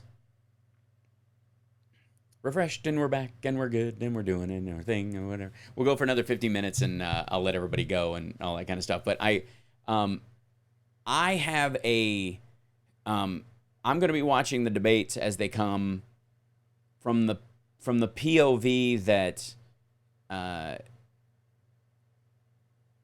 if you go too quickly to eating your own, I'm going to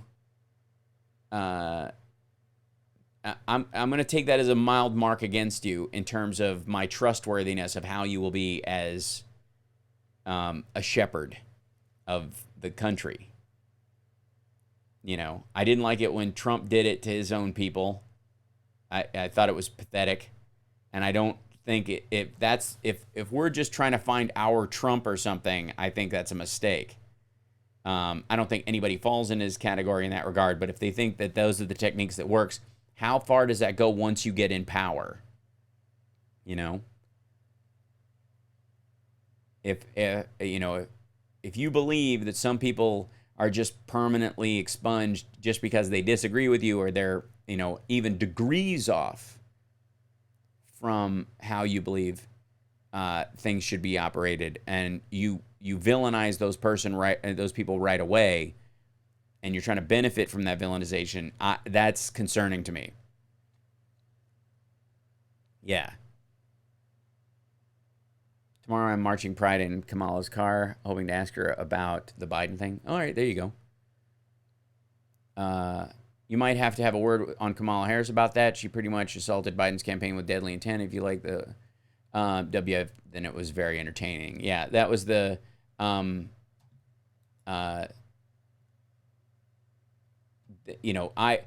did have a problem with it. And I don't know that it will help her long term the way she thought it was. I think it'll temporarily gum up the works insofar as Biden for a while, but I don't know that it will benefit her as a candidate long term. And I, it could arguably zero out the number of people it turned on versus the number of people it turned off. And the one area where it, this is her, by the way, again, this is a great strategy on her part. And the same thing with Elizabeth Warren using the word courage, because the idea is that she does not have the sort of emotional strength to deal with foreign policy decisions of war and peace. That's one of the things that polls against her. So she's using words like courage and all those kind of things to reinforce her abilities and to push back against that narrative. Kamala has come in with listening to people based on strategy. What are they going to say about you? They're going to say that you being a prosecutor was the biggest problem with you. And I think what she's trying to do is turn that weakness into a strength. I think Tom Hanks would be a pretty good president. I agree. Although he's got a temper. That's interesting. She definitely turned off some Biden supporters that previously liked her, right?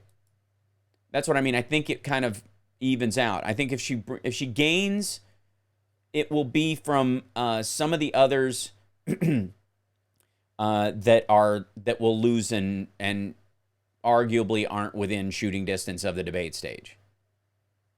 People who aren't for the top 3 tier, Warren, Biden, Sanders, who are looking for another alternative and wanting to support them, may over the next couple of weeks say, I like Harris, whereas they were for Bennett or they were for Buttigieg or back and forth. I mean, there'll be a vacillation in there, but it's not going to be, it's not going to be, it's not going to take from his numbers in the same way that I think Warren's strategy was to take from Sanders. And I think she was effective doing that to some degree in the first night. She was the point of attention. Everyone else was speaking Spanish around her, and she was, interestingly enough, she was focusing on being, I think, forceful in her presentation to counter this idea that she's collegiate. And I think it worked. I think she was great. I think it got her performance went underwater based on the next night, though, because there were fireworks and it ate the news cycle. And everybody learned from the night before where they could go and what they could do, and they could punch their way in and those kind of things. And de Blasio and a couple of others, were, maybe they're going for cabinet positions, maybe VP or something like that. Maybe they're just knowing that the national recognition helps you win statewide office in almost every state now. And people are making decisions based on where they can lose people. If the senators are out because we need the Senate, then maybe we'll go with a mayor or a governor when in a state where we know the mayor or the governor will be a Democrat. There's some calculations going on there. And I think in the case of Kamala Harris, she gets slammed by a lot of people by being crime bill light and being a prosecutor. And she's pushing back against this by taking that weakness and making it a strength, by saying, I'm ready to prosecute the case against Donald Trump. And I think it's a great strategy. I think it's very smart and forward-looking. I think they sat around a table and worked out those details and went, this is something we got to do. Biden has a 30-year record with a lot of mistakes, issues that history has shown him to be on the wrong side of that will be used to attack his campaign. So maybe Kamala did help him. Yeah, she put those out right in front. I'm just not so thrilled by any of this. It's too early. I agree. I mean, I thought going after going too hard at any of the people in the party that quick was a bad move. And I think she could have saved it, but it was in the news last week, and it was sort of a problem of his own making when he tries to be senatorial about his explanation. How about Harris Warren? I think it's a strong possibility. I think the answer to is America ready for a female president has been answered. Hillary Clinton won the popular vote. Are they ready for a complete female ticket? I don't think any Democrats have a problem with that. I think a lot of independents would pat themselves on the back for that. So I think it's absolutely possible. I think the Dems will run against it, and that in and of itself is a win. That's helpful. Again, I would pair nearly any of these people together. Mayor Pete is VP material. Says sixes. Mayo Pete. Is that because he's white? Is that a white people thing? You're making fun? Is that a mayonnaise thing? Why it's always got to be about mayonnaise? How come? Fox is evil. There you go. Thank you, Amos, with the water is wet reference.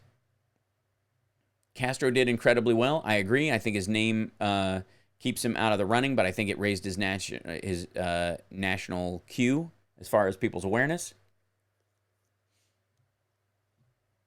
I wish Trump was in the debates with our final 8 candidates. Too bad only one will get the chance to intellectually pants him. I think once we get to the 6, you'll see a lot more of them attacking him. Oh, yeah. Well, that day I have a show that night. So I will be in L.A. for the show in Irvine. So it is entirely possible that we will have an all-day stream. So that's not a bad idea at all. I might have to do it from Carl's house because I'll have to be down in the behind the orange curtain. Thank you, Michelle. Thank you so much. Thanks for hanging around. I like mayo. No mayo hate, please. Yes, I appreciate that. From all the egg white people out here, I appreciate that from you. Wow, deja moment until I realized that refresh put me at the start of the show. That happens sometimes. Yeah, you have to go to the actual stream web. Apologize for that. I think that's a good standard to have, Kathy. Blue no matter who. This is the reality we live in right now. Don't say orange curtain. He's already president. The pantsing of Trump is just the beginning. So much more to come, unfortunately. Yeah. This is going to be an interesting cycle. And I think the disciplined candidate will be the one who is able to defend themselves against any attack that comes without attacking the person that went after them, because they recognize it's a strategy and they're not making new enemies, and who directs their fight towards Donald Trump. That is the key to winning this, because nobody's going to get out of this without somebody going after them for something. Nobody. And so the question is, how can you pivot? Look at this. Can't Stop Lying. Just such a pro. Bless your heart, man. We got to grab coffee soon. We're going to do that. We got to do our Patreon as soon as Natalie can bring the cat. We got to find a cat-friendly coffee shop. He's already defeating himself. He just doesn't know it.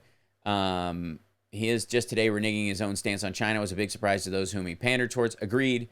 Well, in one of these things, they're going to be with him because they think this is part of the deal-making thing. What they don't recognize is that ultimately this isn't going to devastate China's economy.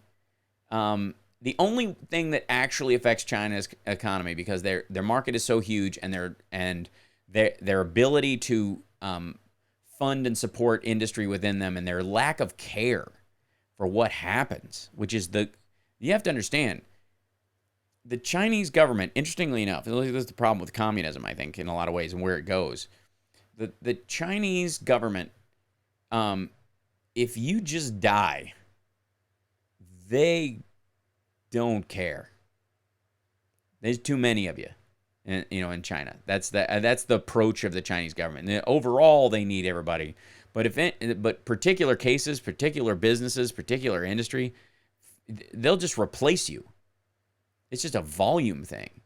It's just the reality of an extraordinary number of people. And in the case of the United States, even when we don't care, there's at least the idea of caring, because that might roll into somebody else. So, man, to me, the trick, in dealing with them is long term, and you have to just simply move industries. You can't. Tariffing isn't going to handle the China problem. The only way you do it is by marshaling U.S. industry to move to other countries that provide similar services to China. So that's that is one of the, let's see, he'll probably debate via Twitter. This is true.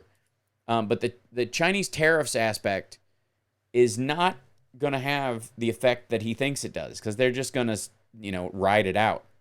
That's what they think they're doing anyways.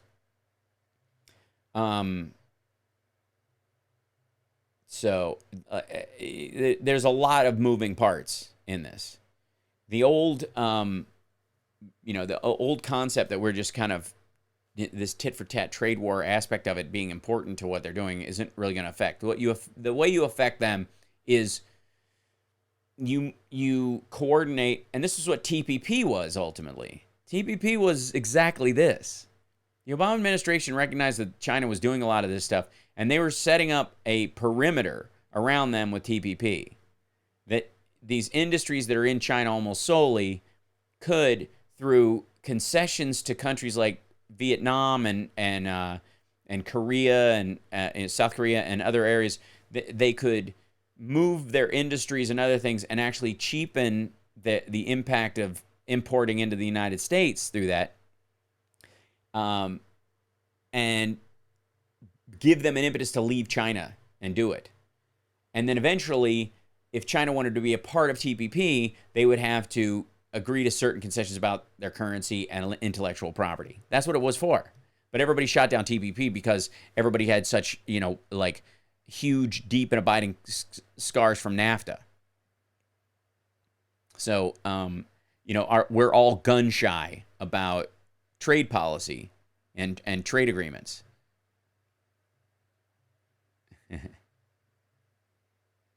And you guys are discussing Miracle Whip because I said mayo earlier. I'm glad I'm discussing the finer points of international trade.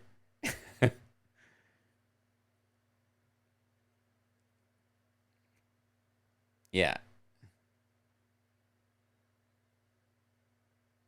If you were Trump after all the Mueller report, would you do a private meeting with Putin as he did today, have Prosecutor Harris go? No. I appreciate that, Hal Vickery. Thank you. And P.S., I agree on Miracle Whip. But no, I mean, arguably, I don't know that he has a choice. If you look at how the Russian media was handling it, did you see the pictures they posted of him basically waiting there with a giant loaf of bread? He put a mint in his mouth and was waiting for him because he didn't want to have bad breath when he was talking to Putin. Like, there's some creepy stuff going on there. These guys are weird. Too many MW haters up in here. Oh, Miracle Whip. I thought you meant Marianne Williamson. Hey, I'll get your priority straight. Hellman's versus Miracle. Him and the mint. Yeah. I was like, did he grab him by the pootie? Because that's what he always did. He just starts kissing. He puts a mint in, and he just starts kissing, and he can't help himself, and he grabs him. I think there's, we all think it's a pee-pee tape. I think there's tape of him, like not taking no for an answer from Putin or vice versa. Yeah, Mueller's testifying on the 17th. And there will be a briefing on cyber defenses against election interference. It's also happening, and those are timed together. It's not an accident. I'm shuddering at the thought of eating Crisco for ice cream. Damn, that's something. What is it? What it is? I don't. Oh God, it was. I remember being horrified, and I saw it all the time. I was horrified. Yeah.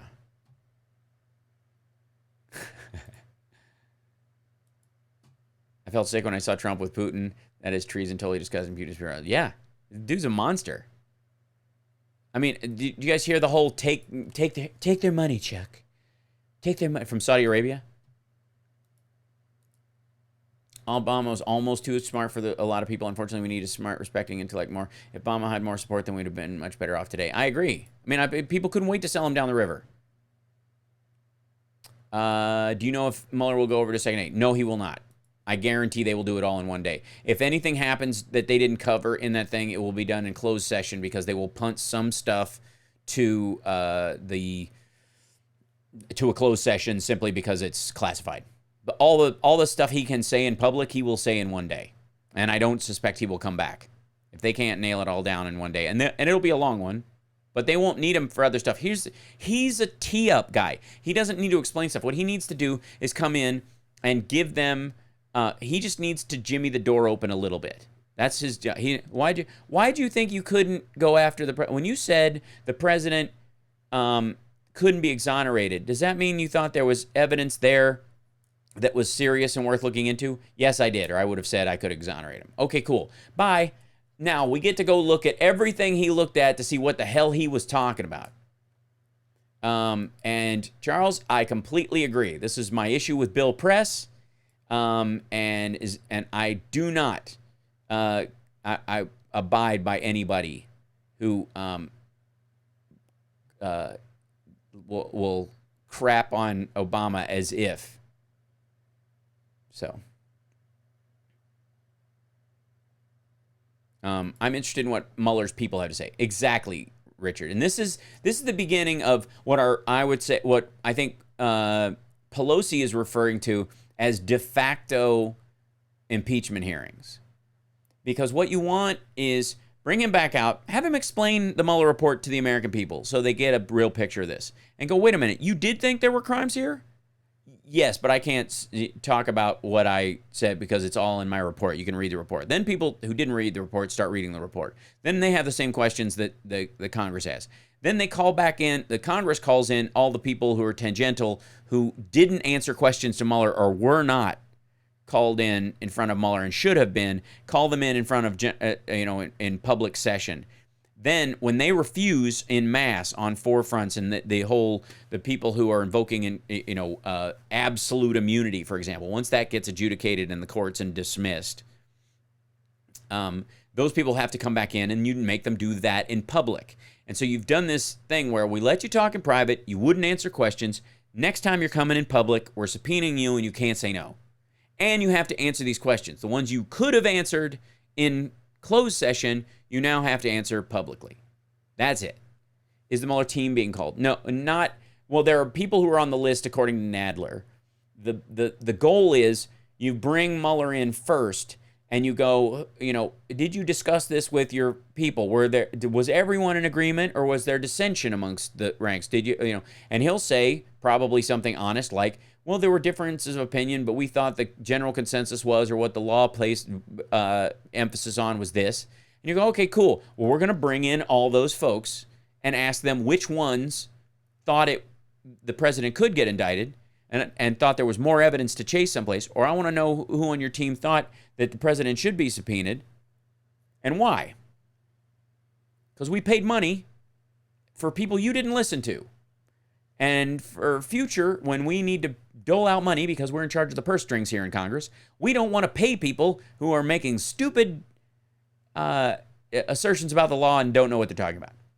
So we're going to bring in everybody and ask them why they thought the president shouldn't be indicted or the president should be indicted, or whether he should be subpoenaed or whether he shouldn't be subpoenaed. And then the people who come in and say, yeah, damn straight he should have been subpoenaed. Well, why'd you think so? Well, we saw this, this, and this, and this. Well, why wasn't that in the Mueller report? Well, there was disagreement about whether or not it had validity in charge of the state, or whether it was relevant, or at the time it was being used in an ongoing investigation, which is now over. Do you have that with you? No. Okay, come back tomorrow with that piece of paper.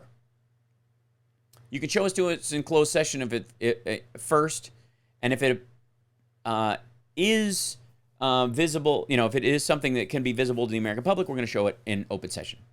That's how you do it. And then at that point, there's no, we rushed to impeach him. They couldn't let go of the election. All those talking points fall apart. He'll still say them, but they just won't have any impact. How will they put Mueller and Bill Barr in a Thunderdome type of fight? No. There'll be a bit of a back and forth on the news maybe, but I think Trump might make William Barr go out and say stuff. But I don't think he's going to contradict Mueller in anything more than a collegiate way. The amount of good thinking, Carl, because the amount of Gatorade, sugar in Gatorade is enormous.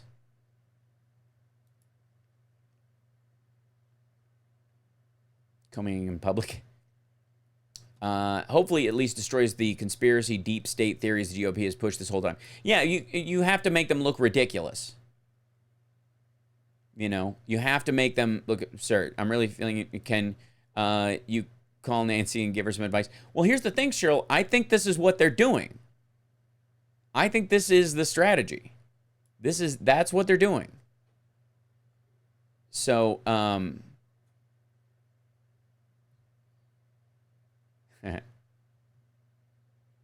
money's on Mueller. Well, yeah, he is a combat vet. He's got reach, and Barr's got weight. Depends on if they're going. Whether they're going straight up boxing or MMA style. Dropping pummel. Let's see. We've got a average bottle of Gatorade.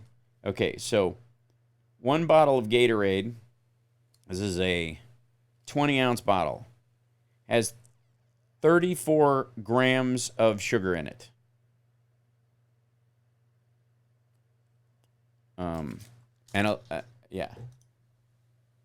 And 270 milligrams of sodium, meaning the electrolytes that they put in there. So, how about Bar and Master Blaster? Powerade does indeed have less sugar. This is true. I'm not turning it into an ad, but Hint water is a good option too. And there are a bunch of BCAA drinks, that are either in mix or in actually. There's a lot of zero sugar sports drinks out now that are, because of the trend is away from sugar, and the mixes are really easy to work with. You can get light Gatorade and Powerade. This is true. I hope so. I really support Pelosi. With the legislate, investigate, litigate, Barr should be barred. I agree, and I think that, but you can't play with these things lightly, because if you do, the hard part in this is when people have if you do it too easily, if you blow past the checks and balances in it, then all you're doing is setting up for those checks and balances to be blown past in the future. And look at both the Fast and Furious obsession and Benghazi and all those things. If it had been easier for them to actually get some points on the board as far as removing people from office, they would have. There were limitations on what they could do, and those limitations served us. And so, that's where the idea of comity in the Senate, is frustrating as it can be, and where the idea of creating where those legal hurdles have to be valued, even when they're not convenient or positive. It's why we don't do street justice. Is why we don't run through the streets with torches and kill people, because you might get somebody who deserves it, but then you open up the door for people who don't, having it happen to them, and that's unacceptable in a functioning society. First, Mueller didn't want to speak behind doors. Now we'll speak in front of cameras. Does that make sense, Hal? Well, I think they are... he doesn't intend to say anything. He's very... Mueller's very big on the written word.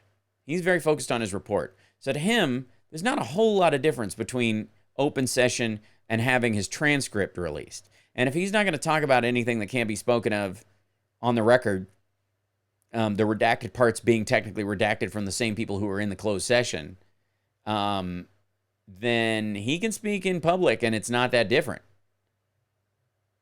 So obviously there's also a security aspect. If you speak in public and you're in charge of the characterization of what you say more. Yes, and he was subpoenaed. This is true. And in that subpoena, it's going to be, they know to insist on public testimony. They're not going to go, much further down the road than what they need from him. They're not going to embarrass him by making him break DOJ rules. They're not going to embarrass him by asking him to say stuff that's classified. this is a really good point, Pamela. Pelosi needs to have support of her caucus. 75 out of 235 Dems is not a majority. Exactly. And this idea that somehow, like, the base wants impeachment and the blah, blah, blah. Okay, the base represents those 75. They're not even the majority of the Democrats in the House, much less the House in general. So obviously, and the public needs some convincing. What's that glowing what behind me? What's that glowing behind me? Well, I have candles over here. And then that's the lamp from Lab Rats. And that's a lighting ring for videos for some new YouTube stuff I'm putting up soon. Here you go. Where's SNL when you need them? Exactly.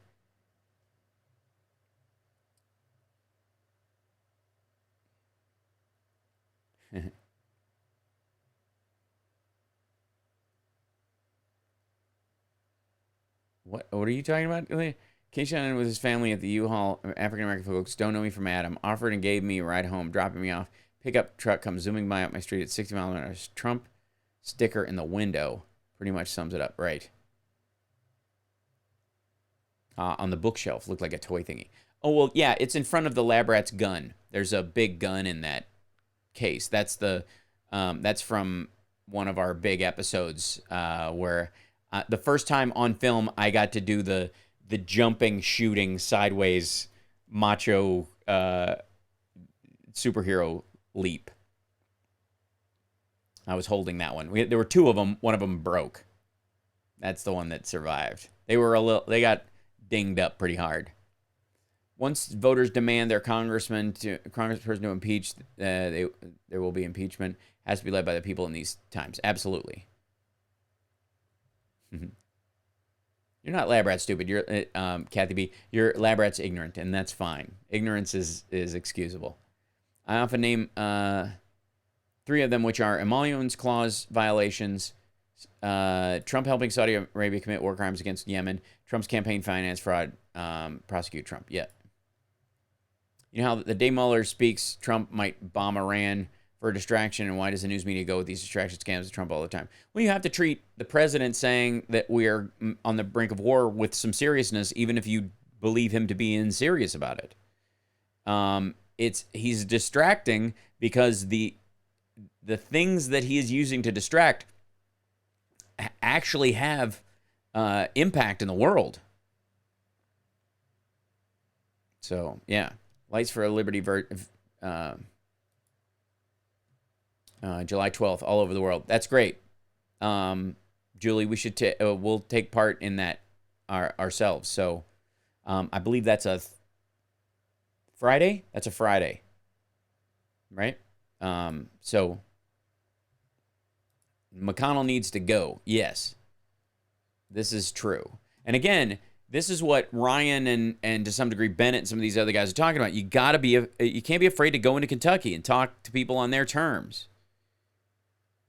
You know, what Hillary was trying to say with the basket of deplorables, that not everybody is in the basket of deplorables. There's obviously a group of his that are awful, beyond even, they want him to go further than he would go. They're not who we're talking about. And the same thing is true of, like Kentuckians. There's a bunch of them you could reach, no question. A lot of them very socially liberal. But if you write them off as, as rednecks and you vilify them based on their representation, then people get entrenched,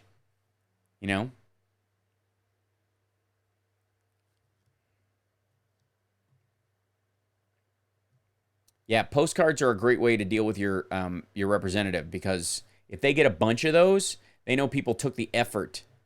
Making a phone call and emailing is pretty damn easy these days. Sending a fax nearly impossible. But if you mail a letter or mail a postcard, especially if you do it repeatedly, it has impact. Matter of fact, in an upcoming email from my website, I'm going to send out a thing where we can all do that. There you go. Yeah, it's not a bad idea. I mean, at one point, because I was on Queer as Folk, Kentucky did not want to hear from me. Now, Lexington and Louisville have both grown up quite a bit, and it's actually, it's a better position to be in. And certainly lab rats has its impact with everybody across the state. And again, I have this thing about going down there and knowing that if I just go after him and Bevan like they're monsters, while true, it does not help me with the people that I am conversing with that may defend him because on a couple of issues they see him as their pit bull. This is the same thing with Trump. Some people don't care who their dog barks at as long as he bites the right people. And their perception of who the right people are at varies quite a bit. So, let's see. Letters get stuck in post office checking or anthrax. Just use postcard. It's cheaper anyways. This is true. That's why postcards get easier to get to your rep. First, they don't have to be opened by a staffer, a nervous, sweaty staffer who's worried about, anthrax. Kentucky did come close to getting rid of McConnell. This is true. And that's why I think you got to look at who the volume of people are. And this goes to a whole thing about this perception of enemies thing that we got to shake as a party.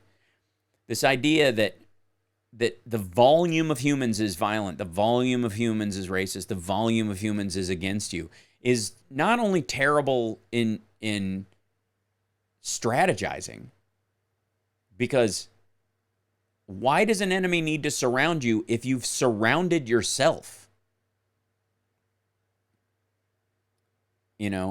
Like, can you imagine there's someone out in front of your house, and they're like, come out, we've got you surrounded. And you're like, I could escape out the back, but no, I don't trust my neighbors. They'll probably turn me in. I could go out the right, but I don't. Those people probably work with the cops. Like, you know how paranoid you have to be for someone to from one flank to outflank you? Thank you, Ellie. Enjoy. Happy Pride. And I mentioned this the other night. Can't Stop Lying was in the chat with us, and I brought this up during the debate follow-up. But the language around trans violence. So Cory Booker brought up, anti-trans violence, especially dealing with people of color. Leaving out the fact that in those cases, communities of color, in almost every single one of those cases, it involved people of that same community. And that's how a lot of horrific homicide often happens within the same race, social, economic status, and that kind of stuff. When it comes to those kind of murders, but the idea that a group that is as small as trans people being told that the rise in anti-trans violence is indicative of how society feels about them contributes to the suicide rates amongst trans people because it makes them feel isolated. It makes them believe that the world is out to get them and not supportive of them, when the vast majority of people are. And you must, while the language is important in dealing with the actual threat, not exaggerate the threat and endanger the lives of people by making them feel like they're alone and unwanted. So that's the trick. That's always the trick. And it's a difficult line to walk. And that's why I liked how Mayor Pete was talking about religion in the same way. So on that note, I'm going to sign off. I've already gone 20 minutes over what I was going to say, and mainly because we got bumped off and I got put back in. I appreciate you guys so much. Please consider becoming a Patreon subscriber or super chatting right as we're going out the door, if that helps at all, if you're able to do that. It's greatly appreciated. There's now you can do the stickers, which are fun. If you click the little dollar thing at the bottom of the chat, that's how the super chat works. If you click in there, you'll see a thing that says super sticker. You can send a sticker worth a certain amount and show off and all that kind of stuff. If you can't do it today, maybe think about doing it next time. I love that. And of course, patreon.com/HalSparks. Also, like and subscribe and share the channel. If you can't financially support the channel or help us out at all, I completely understand, and I will continue to do this show for free as I've always done it. And I will continue to try and improve it no matter what.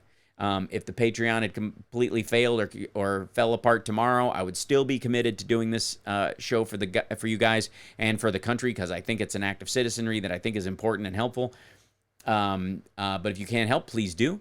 And if you can't do it by becoming a patron or super chatting, then think about just regularly sharing the channel or posting it in groups that if you're in other chat rooms. If you do the other progressive shows like Steph's show or whatever, just let them know we're here on Saturdays, and use the infotainmentwars.com link. It's much easier to get people coming. So, Sixes says, I've got to find that thing with Stephanie. It's on her stephaniemiller.com. You can go straight to it. Thank you, Joseph. I appreciate it. Thank you, Norman. And we're going to do a little Patreon special coming up soon. Sexyliberal.com has it as well. Thank you, Billy. Appreciate it. Thank you, Wes. That's right. I appreciate it. Thanks, money donors. Yeah. No, and I appreciate that, Nacho Tube. Just in that case, please share the show wherever you can. Help us draw attention to it. Help us grow our audience, because that's hitting that 10,000 mark for us will help us immensely in punching through and getting attention. And I happen to think I have a relatively rare take on the issues, and I think about these things a lot, and I care about these things a lot. And I think I share ethically and morally the same vision that a lot of progressives and liberals do, and I may vary in how to get there, but I feel like there's value in articulating that and value in debating and working on the methodology that gets these things done for people so that progress has meaning. You're not a progressive if you're stalled and not moving forward. And so that's really how we do it. Yes, you can go to the podcast on our happy hour. There you go. That's right. And if you can't be a monthly patron, get a t-shirt. That's right. Thank you, Can't Stop Lying, by the way, for all your help. It's awesome. It's just awesome. That's all. I appreciate that, Billy. I'm trying to do this in a way where we think about our issues, dissect them, build on them, without becoming vitriolic and diminishing each other. And bless you, Carl. Thank you so much. Thank you guys a ton. We will see you next week. Yeah, if you're in the $5 club and you can up to 10, that would help too immensely, obviously. If you can't, whatever way you can promote. We've all thought Carl is a 10 for a long time. Hello, what's happening? I wish I could grow as outstanding a mustache as that. It's impressive. Mine looks ridiculous. Every time I try to go a mustache, it's a travesty. Full beard isn't too bad. Goatee's all right. Mustache by itself, I can't pull it off. And I love Burt Reynolds, and I wish I could pull it off, but I just can't. I would love one day to be able to have a big, 70s Burt Reynolds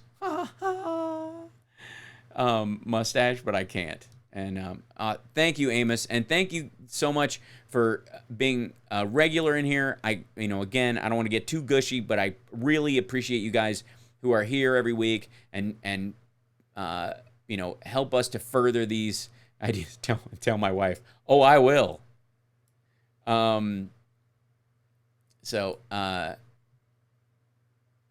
Thank you, Billy.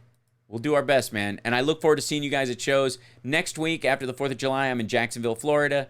And then a couple weeks later, Irvine. And then the night after that, Flappers for the Myth of July Spectacular, which I will stream to the patrons. So you guys will have another show. It's going to be historically themed around the 4th of July and, Independence Day and all those kind of things. Since it's in July. I'm just trying to theme these things out because I make, these are largely improv stand-up shows, and I try not to repeat stuff. So one of the ways I can do it is by sort of insisting on them around them. The August show will be my normal regular stand-up hour that I've been working on, that I'm developing towards a special. September will be about my birthday, and in general, like I'll find a way to, like, personal stories, the Legend of Hal Sparks kind of idea. October is going to be Halloween themed. November is right before Thanksgiving. We'll do a Thanksgiving episode, and then of course the December show is both December and November are literally like 3 days before Thanksgiving and 3 days before Christmas. So we'll theme them around that, and patrons will get to watch those shows. I'm going to stream them. They're the only ones who are going to get to see those, other than people live in the room. And yes, John and I are both turning 50 in September, and we're nearly the same height. No, he's still taller than me. Damn it. If I'm in San Francisco, come to my show. I will. I insist. We'll make it happen. So yeah, may have to make another 4-hour drive. We're also doing a September WCPT event around my birthday. So these are like, there's a bunch of stuff coming up. I would love to do a show with John and I together, like around our birthday. That's a great idea. So I'll see what we can put together. I'm throwing, yeah, that's right. My signature is Renaissance this, bro. I need a shirt with me on it as the as the Da Vinci Man, and it just says Renaissance this. That's a great idea. This is brilliant, actually. I'm for it, Evernum. You pick the charity, and I'll put $5 from that shirt will go to whatever charity you want. So, anyways, take off, everybody. I'll see you next time. We're gonna obviously do some special broadcasts around these big days, the debates, the Mueller testimony, and I'll pop on for these little short pieces as well. Thank you guys so much, and thanks to Carl for troll hunting, and Julie for dropping in, and Can't Stop Lying, man. Thank you so much for your support and keeping me focused on doing what I need to do. I'll talk to you guys later. I'm gonna go cook lunch for everybody and get back to the other work that I have to do sitting in this very chair. I have so much production work. It's ridiculous. New projects coming out, and I'm working on them right now, and I can't say much about them. But the patrons will be the first to know. That's true. But it'll be it. Yeah. So thank you guys so much. Like and share and subscribe. All of my little things are down on the bottom of the screen there. At Hal Sparks on Twitter. The Hal Sparks fan page on Facebook. Instagram at Hal Sparks. The YouTube one I think is technically out of date because it's easier just to go to infotainmentwars.com. And of course, bookhal at icloud.com is how you reach me through email and whatnot. And there's even a terrestrial address at halsparks.com. So thank you guys so much. Take care. We'll see you next time. You're awesome. Bye-bye. Take care, everybody. Bye.